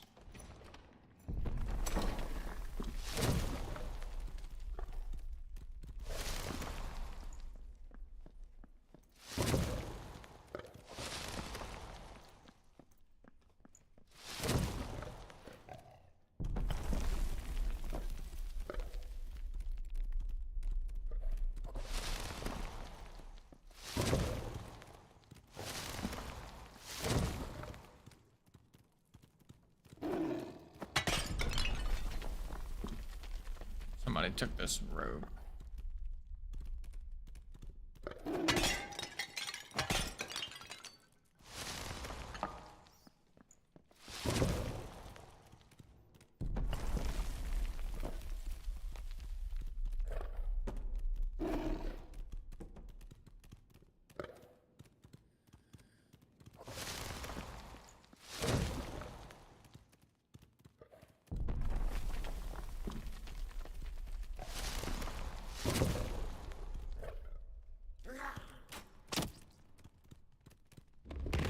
Take it easy, Marvin. I'll catch you around, brother. Was still another person here. I was like, no way I was gonna find this guy though in time.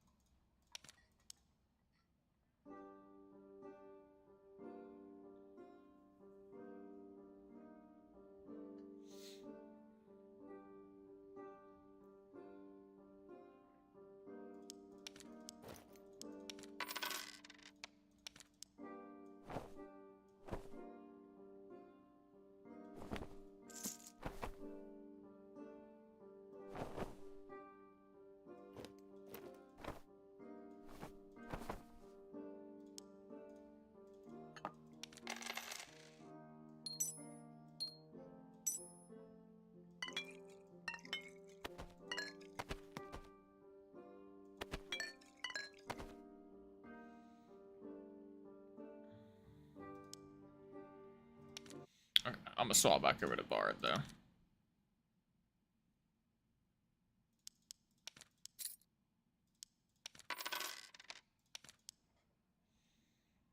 I still low-key can't believe I freaking fumbled that troll pelt that one game. That was very sad.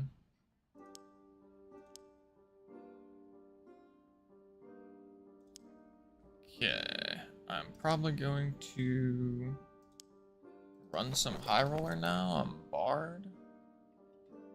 And then specific, I'm gonna like farm a little bit of troll, I think. Hit the pile and whatnot.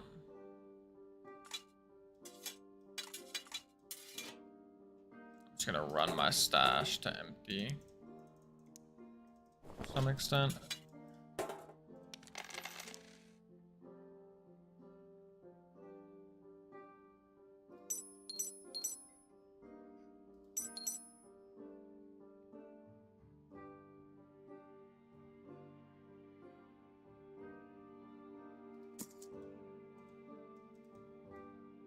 Yeah, this kit is like random, but it honestly does not even seem bad. It's not great by any means, but it definitely doesn't really seem bad. Let's take the green survival bow.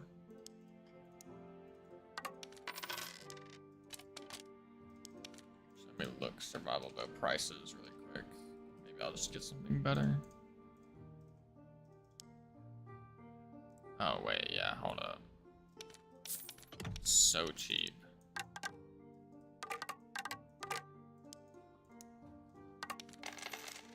Honestly, after I make a little bit more gold, I might even just build like a Giga Biscuit right now since gear seems so cheap at the moment. It's crazy. Sheesh, that player count is hype.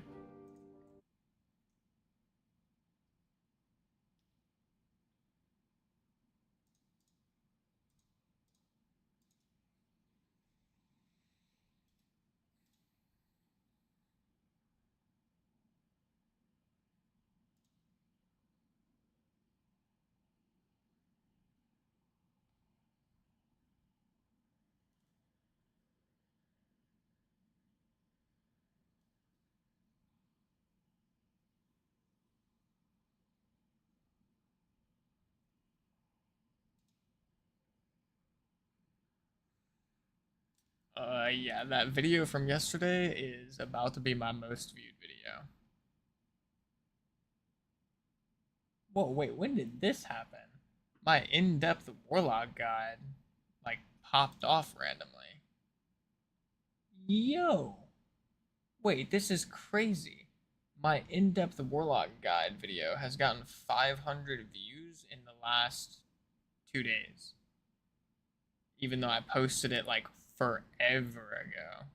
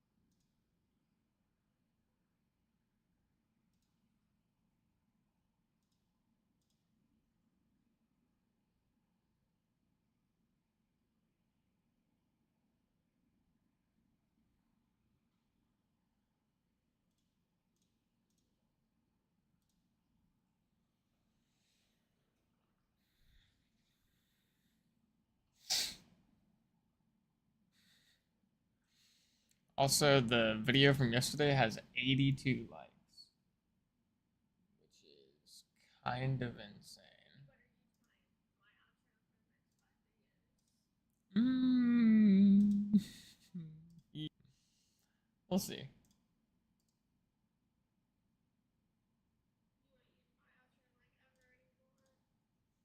Yeah, I've definitely been using the mine pretty recently.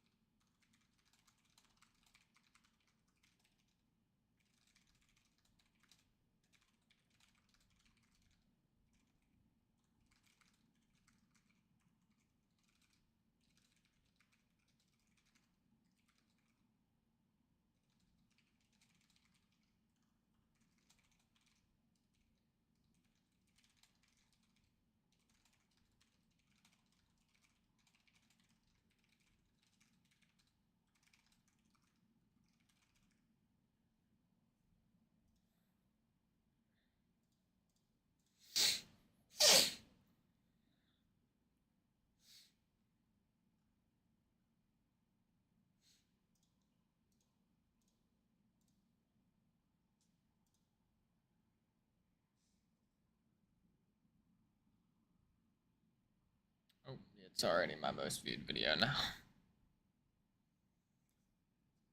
That is insane. That is kind of insane. Probably in like an hour, hour and a half, something like that.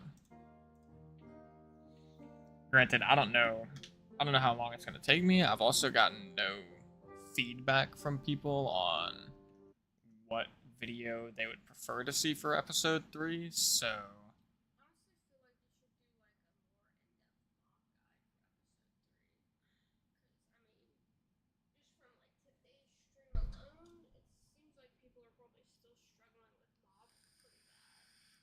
I mean, yeah, but also the video that I just came out with, like, I mean, I feel like once people watch, or the people that watch the video I came out with today will probably start to have a better time with mobs. So I feel like I don't know. I'm not sure if doing like an in-depth, like, one, I don't really know how much more in-depth I could be. Um,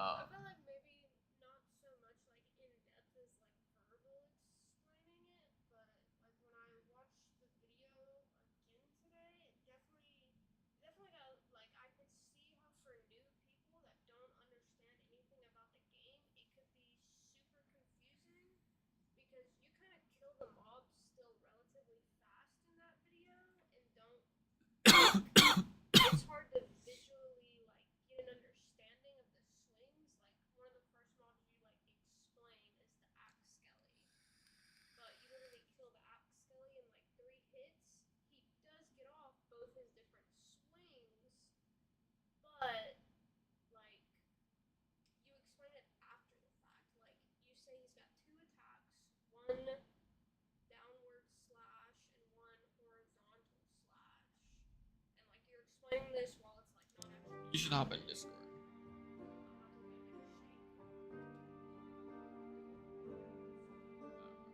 Okay, alright, fair enough.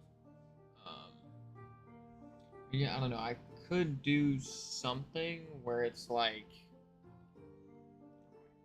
how to kill every mob in Goblin Caves, but I don't know if I would want to do that as part of the beginner guide series.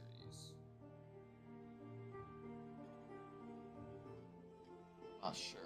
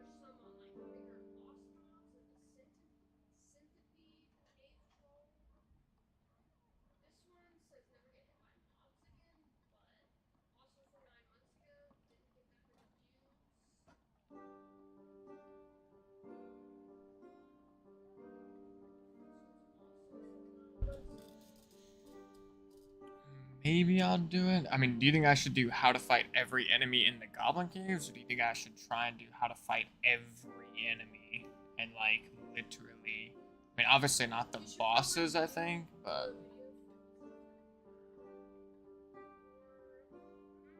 that's like too many days taken up by those videos, I think.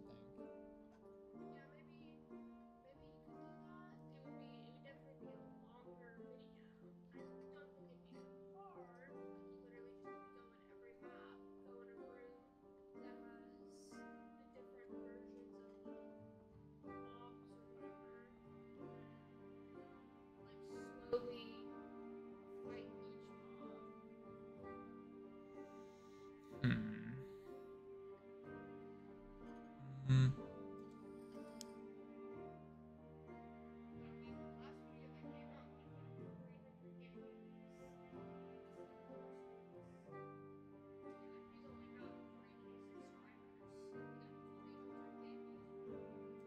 That is crazy. I mean, I could just do how to fight every enemy in the Goblin Caves, and then I could, like, put in the description or put in the comments, you know, let me know if you want to see this video for other maps as well.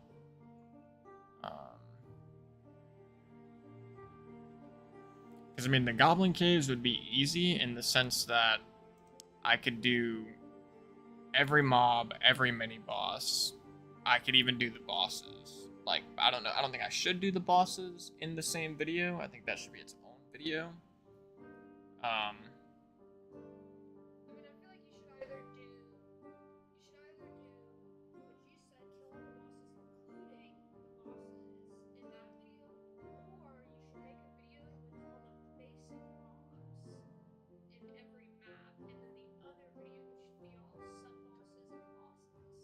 Yeah, but I'm definitely not about to do the hell bosses. Like I'm not gonna be the person to make that guy.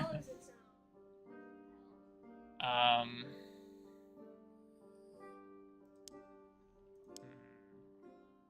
yeah, I don't know. Well, first I'm gonna at least do one game on my Bard and High Roller really quick, and then after that I'll come up with a decision.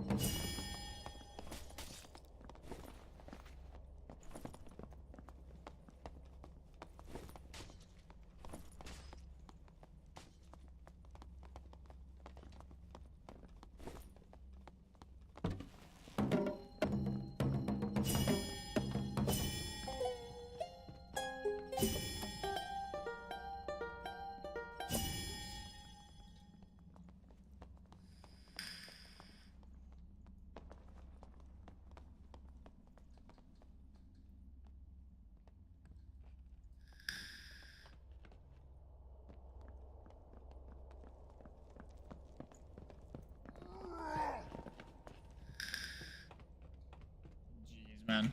There's so many barbarians. It is crazy. There's barbarians everywhere. I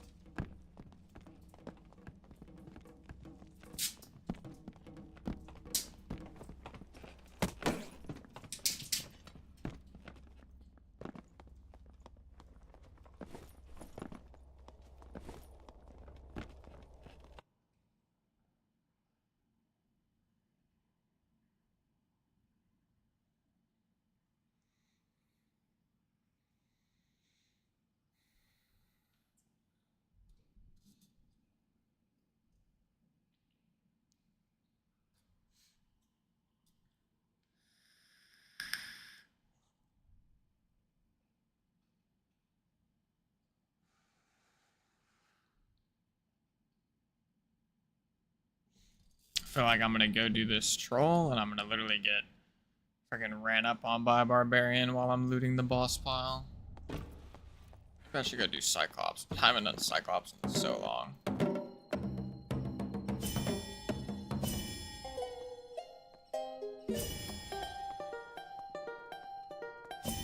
Yo, what's up, youth? I'm doing good, brother. How about you? Wipe's been going pretty good so far for me. I posted a video yesterday, and one day later, it's my most popular video. So that's a big achievement for me. I'm very happy about it. And other than that, just like the actual game has felt super cool too. The player count is just so high, like it's crazy.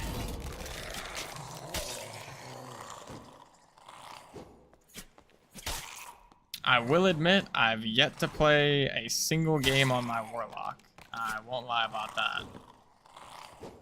I've played a lot of Druid, and I think I've found like a pretty solid Druid build, but it's kind of just like finicky. Like, I don't know, it feels kind of weird, but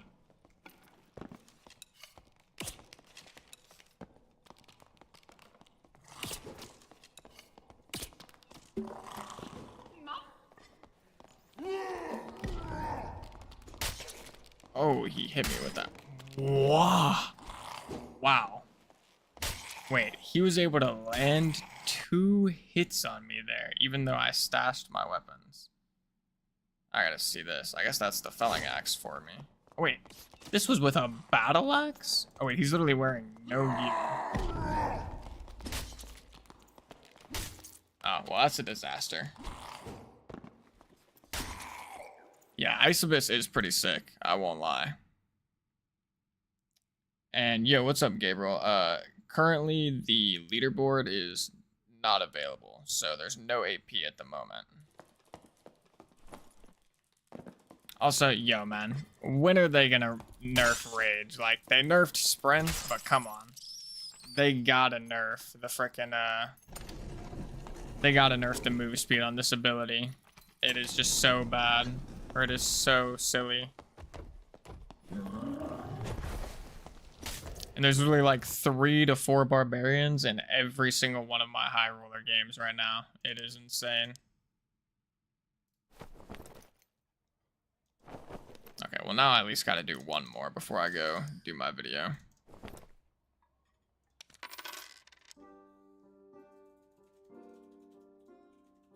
Yo, what's up, QG? I would probably say I think in general, Barbarian is the most broken class in the game at the moment. It's a little, like, it feels a little bit weird in normals, because it's hard to get a lot of movement speed in normals, but put on a little bit of gear, and it is definitely the most broken class, in my opinion.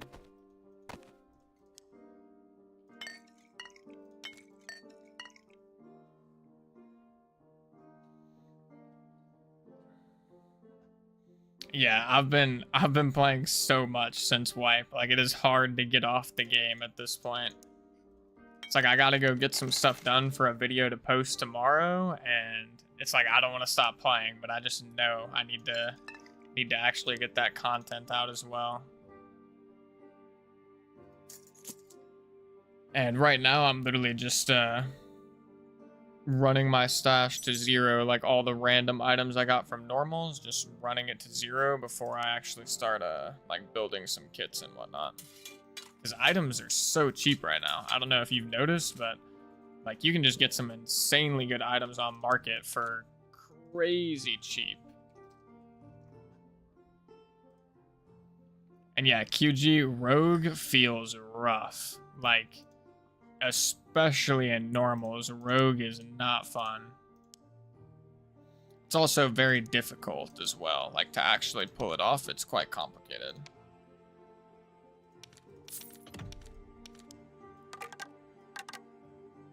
Yeah, I think I just messed up that last game a little bit, because I mean, like I said, I was running my random items, but I think my kit was just a little bit too slow, to be honest. Definitely a little bit too slow. That's why that barbarian was able to just instantly catch me.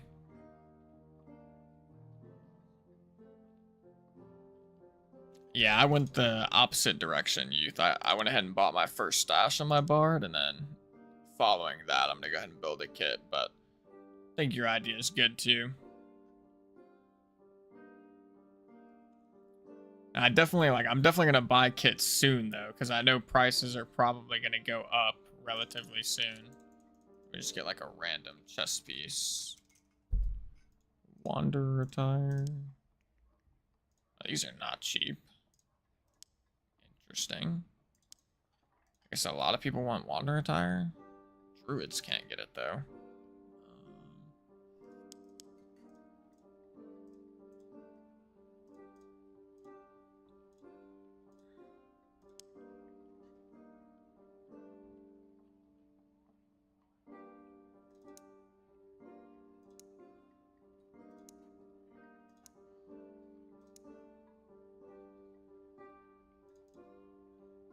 I need something cheap, but also quick. Like, I don't want to lose too much move speed.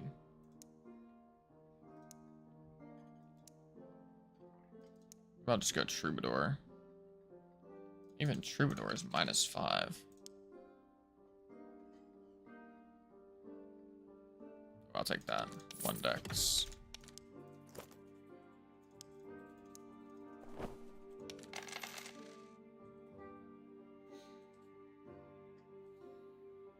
Yeah, that's a good point.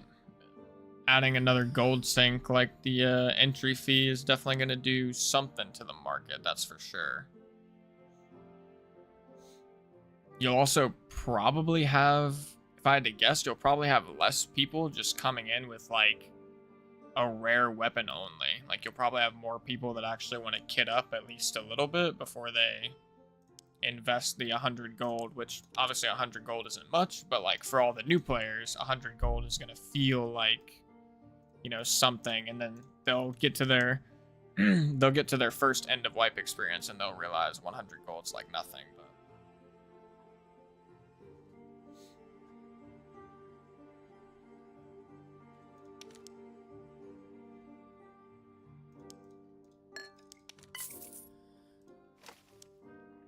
I'm not even gonna take a camping. No, I just missed it. That's so sad. And yeah, you're probably right. I definitely think Biss is gonna, like, relatively shortly, Biss is probably gonna start getting really expensive. But I've definitely seen some Biss for cheap. Or Biss. I mean, obviously not actual Biss, but like good stuff. I'm gonna run this Ring of Finesse. Yeah, 100 G is worth 1 protection pot. Or it's worth like 1/4 of one on end of wipe day.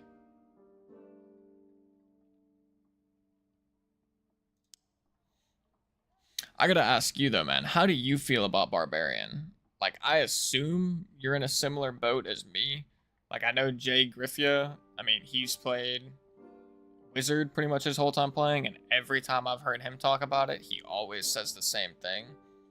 But without giving like my full opinion, because I don't want to potentially influence yours, like how do you feel about Barbarian?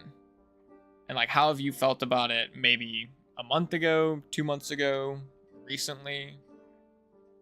Okay, yeah, Barb OP. Alright. Thank God. Like, just have to make sure I'm not crazy. But you know what's weird to me? Repose, he made a tier list, right? I don't know if you saw his like solo duos trios tier list. And Repose for solos put Barb as like one of the lowest tier classes. Which like I was just like I could not wrap my head around his reasoning or like how he arrived at that position. Because I've 100%. Yeah, that's true. That is true. He did also say Ranger's low tier, and Survival Bow Ranger was literally causing havoc at that same time. But I've pretty much been of the opinion that Barbarian is the best class in the game in solos for probably the last 2 to 3 months, at least. I mean, I've essentially been playing since the beginning of last wipe, so like I don't have too much knowledge past that.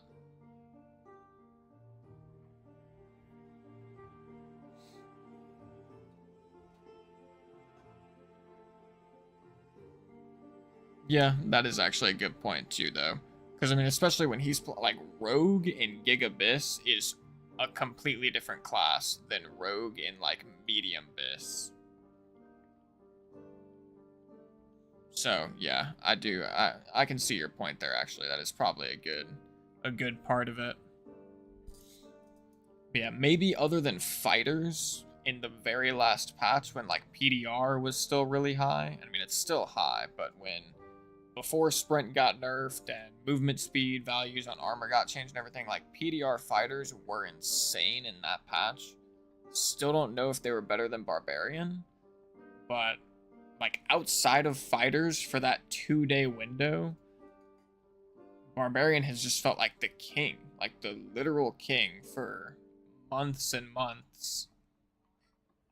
And they've made a couple of nerfs to Francisca axes here and there, even though the first time they nerfed them when I was playing, they reduced the damage, but they increased the slow. And the slow on Francisca axes is actually insane now, which is maybe, like, could potentially be stronger than them doing more damage.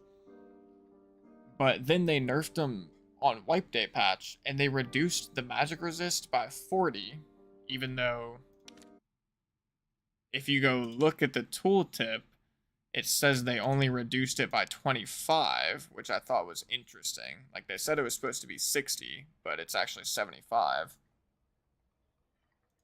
And it's just like, I'm just surprised, like, why is it really taking them so long to nerf Barbarian? Like, there must be some perspective I'm not seeing, or I mean, I guess maybe it's hard to nerf Barbarian without making default Barbarian feel horrible, perhaps. Like, that might be part of it, but it's just rough.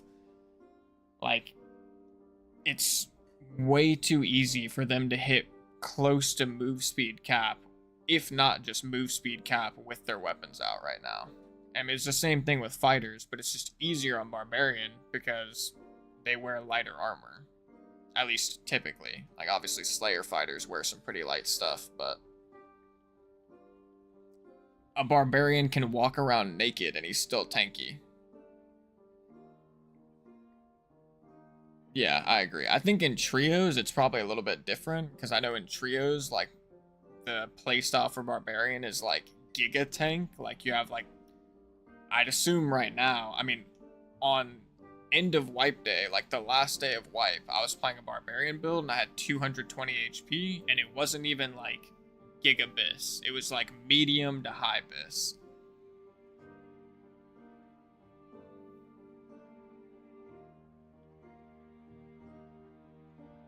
But I imagine there's builds right now, and maybe not right now, but there's going to be trio barb builds that are getting 250 HP, 50% PDR. They're still going to be like 280 MS or something, so they'll be like 310 with rage. And that just seems insane. But in solos, yeah, in solos it's a different story. They just have insane HP and insane movement speed, so it's like hard to stop them from just running you down. Alright, we run it back. Go get my troll kill really quick. Hopefully I don't get cooked by another barbarian. Hopefully this lobby isn't filled with barbarians again too, even though it probably will be.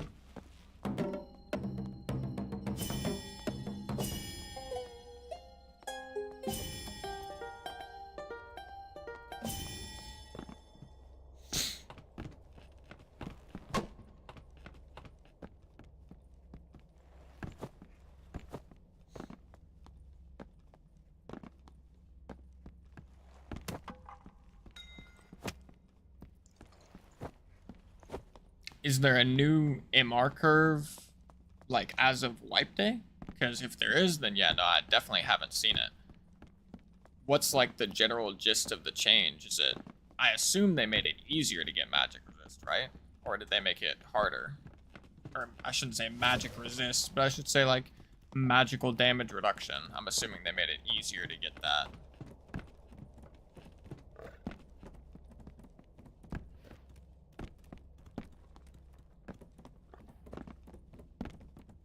Okay, gotcha. After the MS and gear changes. Yeah, no, I didn't see that either, though. I won't lie. I didn't even know they made a change to magic resist.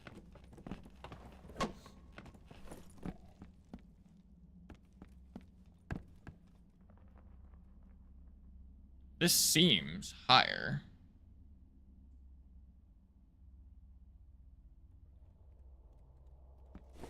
Yeah, that's criminal. That is literally criminal. 45% with a freaking green torque of soul.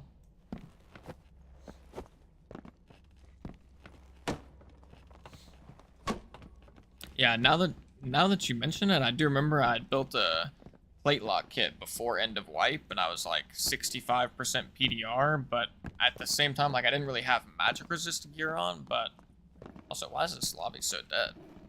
I didn't really have much magic resist gear on, but I still had like 25% base magic resist before anti-magic. So now that you mention it, it kind of has seemed higher, especially like this number even. It's only 9%, but that seems higher than it should be. I'm used to having like 5% in like a poop kit on Bard.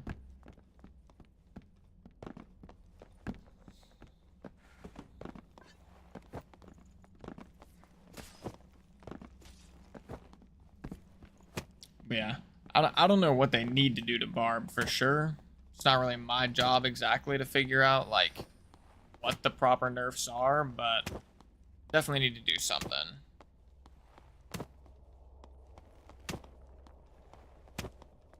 Sheesh. Yeah, wait, that is a ton of magic resist. You're like almost cap with that. That is crazy. And especially with the lower true magic damage now, like that seems like an interesting time to make the change. Like you cut true magic damage rolls like in half almost across the board, and then simultaneously you increase magic resist.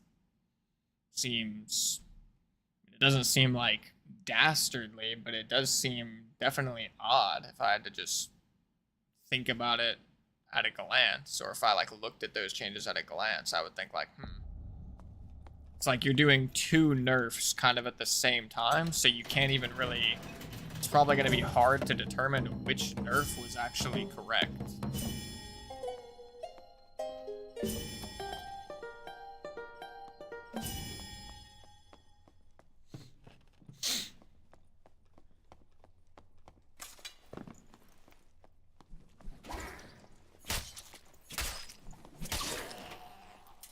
Yeah, Warlock definitely got cooked.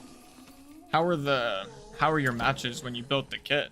Like yesterday and whatnot. Did you have good matches then, or did it still feel pretty bad?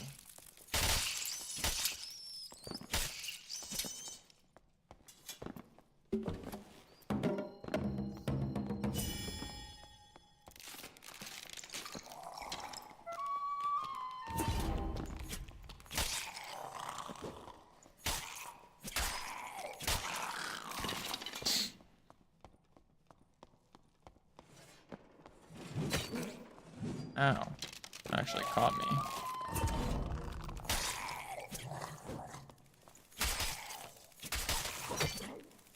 Yo, I'm trolling.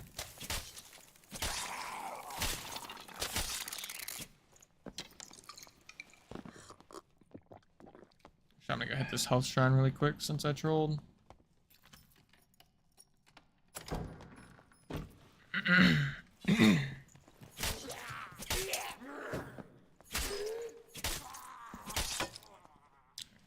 Gotcha. BOC crystal ball. Yeah, it does sound pretty good. Ow.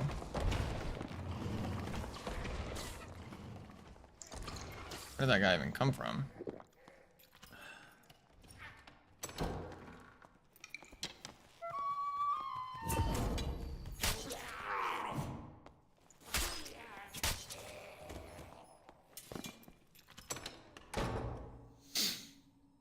Yeah, it's true. People aren't geared yet, and there's probably like a big influx of new players, but I don't know how many of those new players are actually getting into High Roller, to be fair.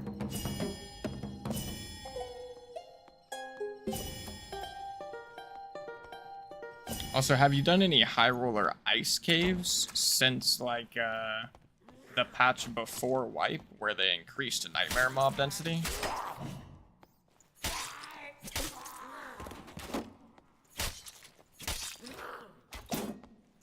Because maybe it's just me, but the amount of nightmare mobs in... Yeah, the amount of nightmare mobs in ice caves and like all of the new attack patterns they have is actually insanely rough as a solo player. Like I have a clip from 2 days before end of wipe where I put on like, you know, medium vis or whatever. I spawned in, without going into too much detail, like I spawned in a corner and there's 2 nightmare skeletons laying on the ground in front of me. And there's also a nightmare archer like walking around right behind them. And I literally just like insta died in my spawn to the mobs.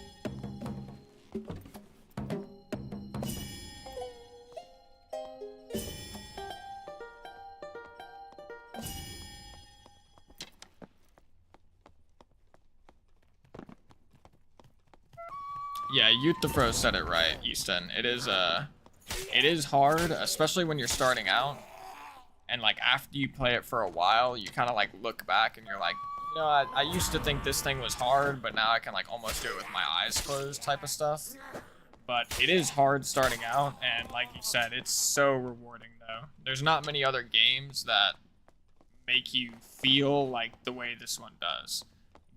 Makes your heart race the way this one does.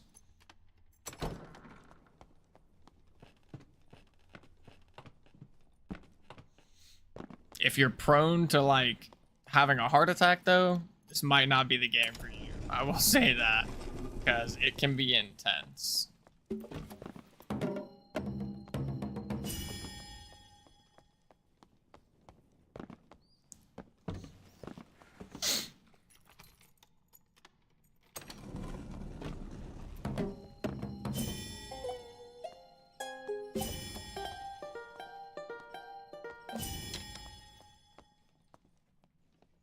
Yeah, once again, Youth the Fro hit the nail on the head. The adrenaline you get from fighting with an expensive kit is top tier. It's pretty much, I don't think there's another game I've ever played that does the same thing. And I've played some Tarkov. I've never had like crazy good kits in Tarkov though. But when I did have like good kits in Tarkov, it just didn't feel the same. Like being like face to face, like meleeing with somebody is crazy. All right, take it easy, brother. Good luck with the dog walk. Have fun. Tell the dog I said hi. And to your question, Easton, is there a big gear difference between players in a match? They just made a bunch of changes to reduce that. So actually there's 2 ways I'll talk about it. One, there's a mode called Normals, where everybody has basically the same gear. If you go into High Roller though, all gear is allowed, and they just made some changes to reduce the gap between players and gear, but it does still exist. Like, and I mean, it goes without saying, like if someone's got better gear than you, like they're gonna be more effective than you. Doesn't mean you can't win, and with the recent changes, you have a better chance to win. But there is still a gear gap, like to some extent for sure. But that's part of what makes it so fun. Like when you have good gear on and you kill somebody that has bad gear on, it doesn't feel like that amazing typically. But when you have bad gear on and you kill somebody with good gear, it's like one of the best feelings in the world. Make sure you are careful. Like, don't do nothing crazy. Talking to my girlfriend, by the way, not chat. Alright, let me kill this troll real quick.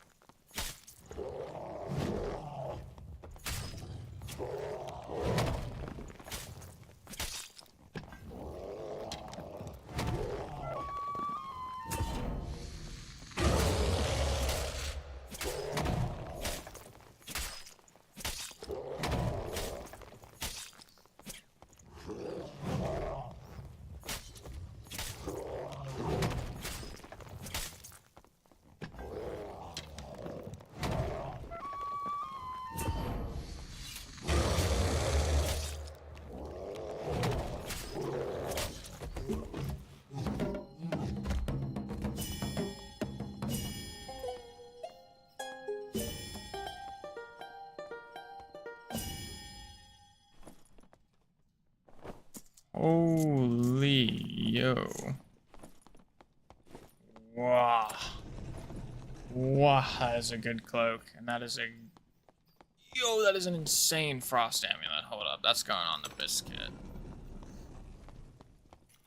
And yeah, Gracie said it well. Fighter's a good class, like, for beginners. But I did post a video yesterday. You get the link to that video and drop it in chat. I posted a video yesterday that's all about helping you figure out which class is going to be best for you. And I also have a tier list that's a little outdated, but it's still pretty on point. That, like, if you're curious and, like, or if your main concern is, like, is the class strong, then you'll want to check out the tier list. And you could also just, like, watch both the videos and kind of put it together. It's like, well, maybe you want to play this class because it sounds fun, but maybe it's really bad in solos, so, like, maybe you don't. That's definitely how I am. Like, I prioritize fun, but at the end of the day, like, I also want my classes to be competitive, so I kind of, like, put both of them together. I look for something that's fun and good at the same time.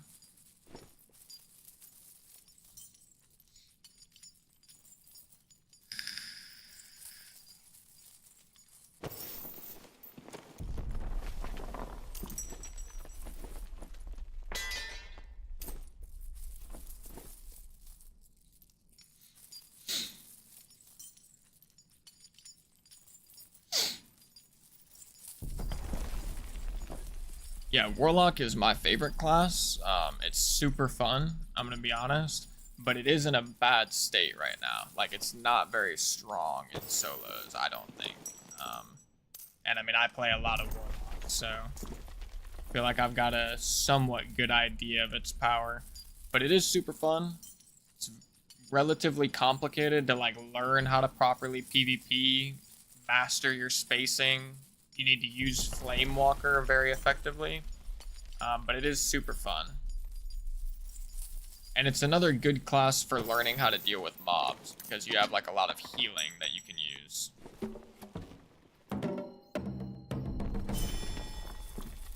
But, yeah, it is a bit rough in solos. Barbarian is me and Euthyphro, which Euthyphro is, like, another popular, or a really popular content creator for Dark and Darker. Super awesome guy. Me and him were just talking about it. Like, Barbarian has been the most OP class for as long as we can remember, essentially. And it still is. However, if you're playing it in normals, it does feel a little bit weird.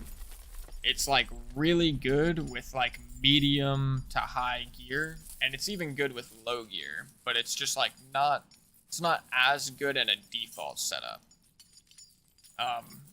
The main thing it struggles with is movement speed, though. So, like, if you are running a default setup, you're, like, probably better off just taking off all your gear so you're as fast as possible and then just having a weapon. Because the class is insanely tanky, even without gear, because it has so much HP. But, yeah, I mean, yeah, it's just insanely strong.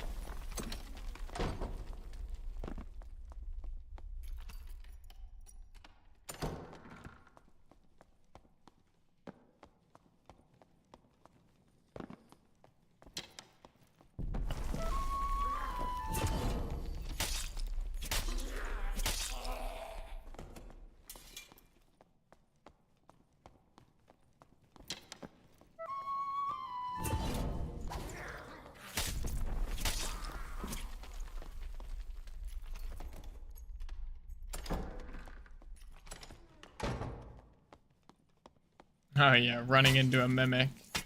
I feel you. Wait, that rope is gone.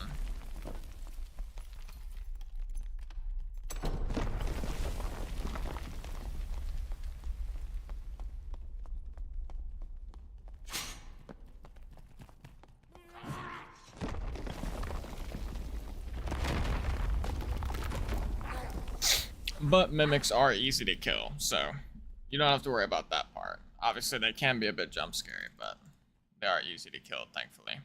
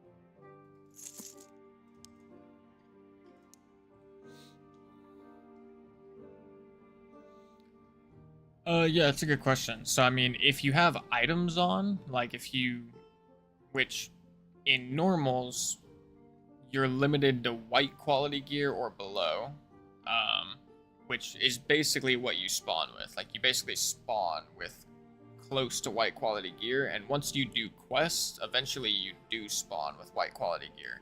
Because as you do quests, your default loadout actually gets better. Which you do lose.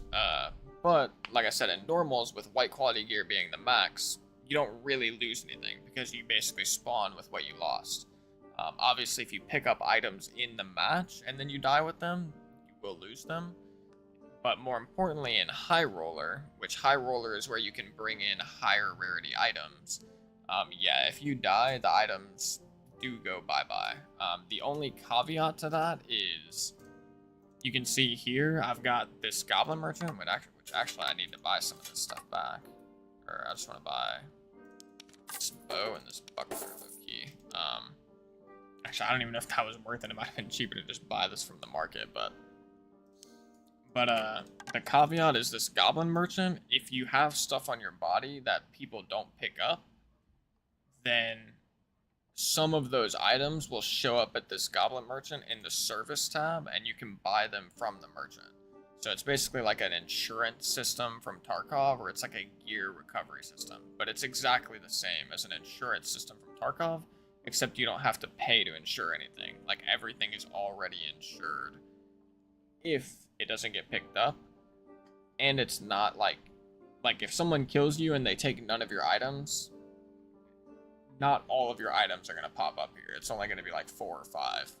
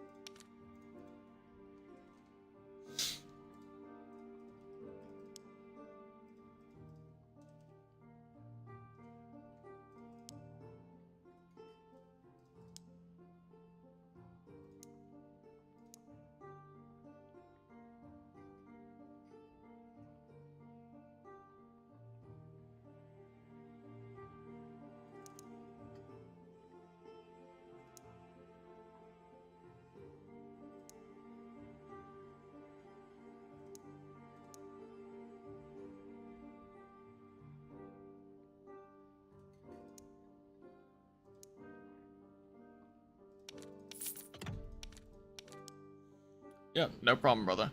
I would just say, like, the last little thing I'd touch on is if you're playing normals, you have nothing to worry about. If you're playing high roller, then, like, you'll probably have something called gear fear, which is like you're going to be afraid to bring gear from your stash into the game because you might lose it. But that's just something that, like, over time you get better with and it goes away. Like, eventually you'll feel comfortable just putting on your best stuff and just going into match. Although, depending on the type of person you are, it can take a while because even I still have gear fear sometimes. So, yeah, but I mean, it's like you get a return on your investment. Like, the better stuff you bring in, the better the chances that you get out. And the better the chance you get out is, the more likely you are to make gold.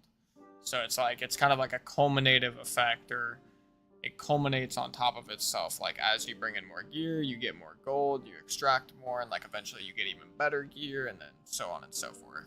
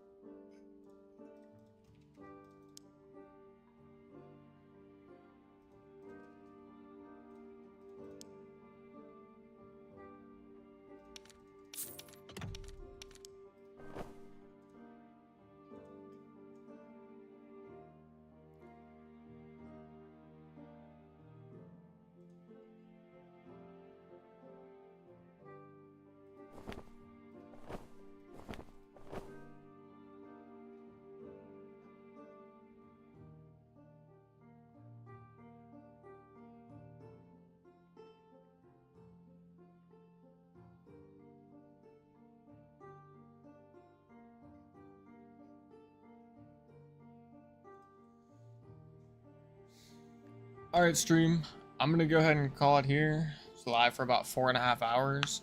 I gotta actually, fortunately, I don't have an editor really or anything, so I gotta go get a little bit of extra footage, and then I gotta do like 3, 4, 5 hours worth of editing and whatnot to make sure I've got a couple more not a couple more, but just for one video, make sure I've got videos lined up in advance. So I'm gonna go ahead and hop out. I'm gonna go get that stuff done, taken care of, and depending on what time it is when I'm done, I might hop back on and stream a little bit more.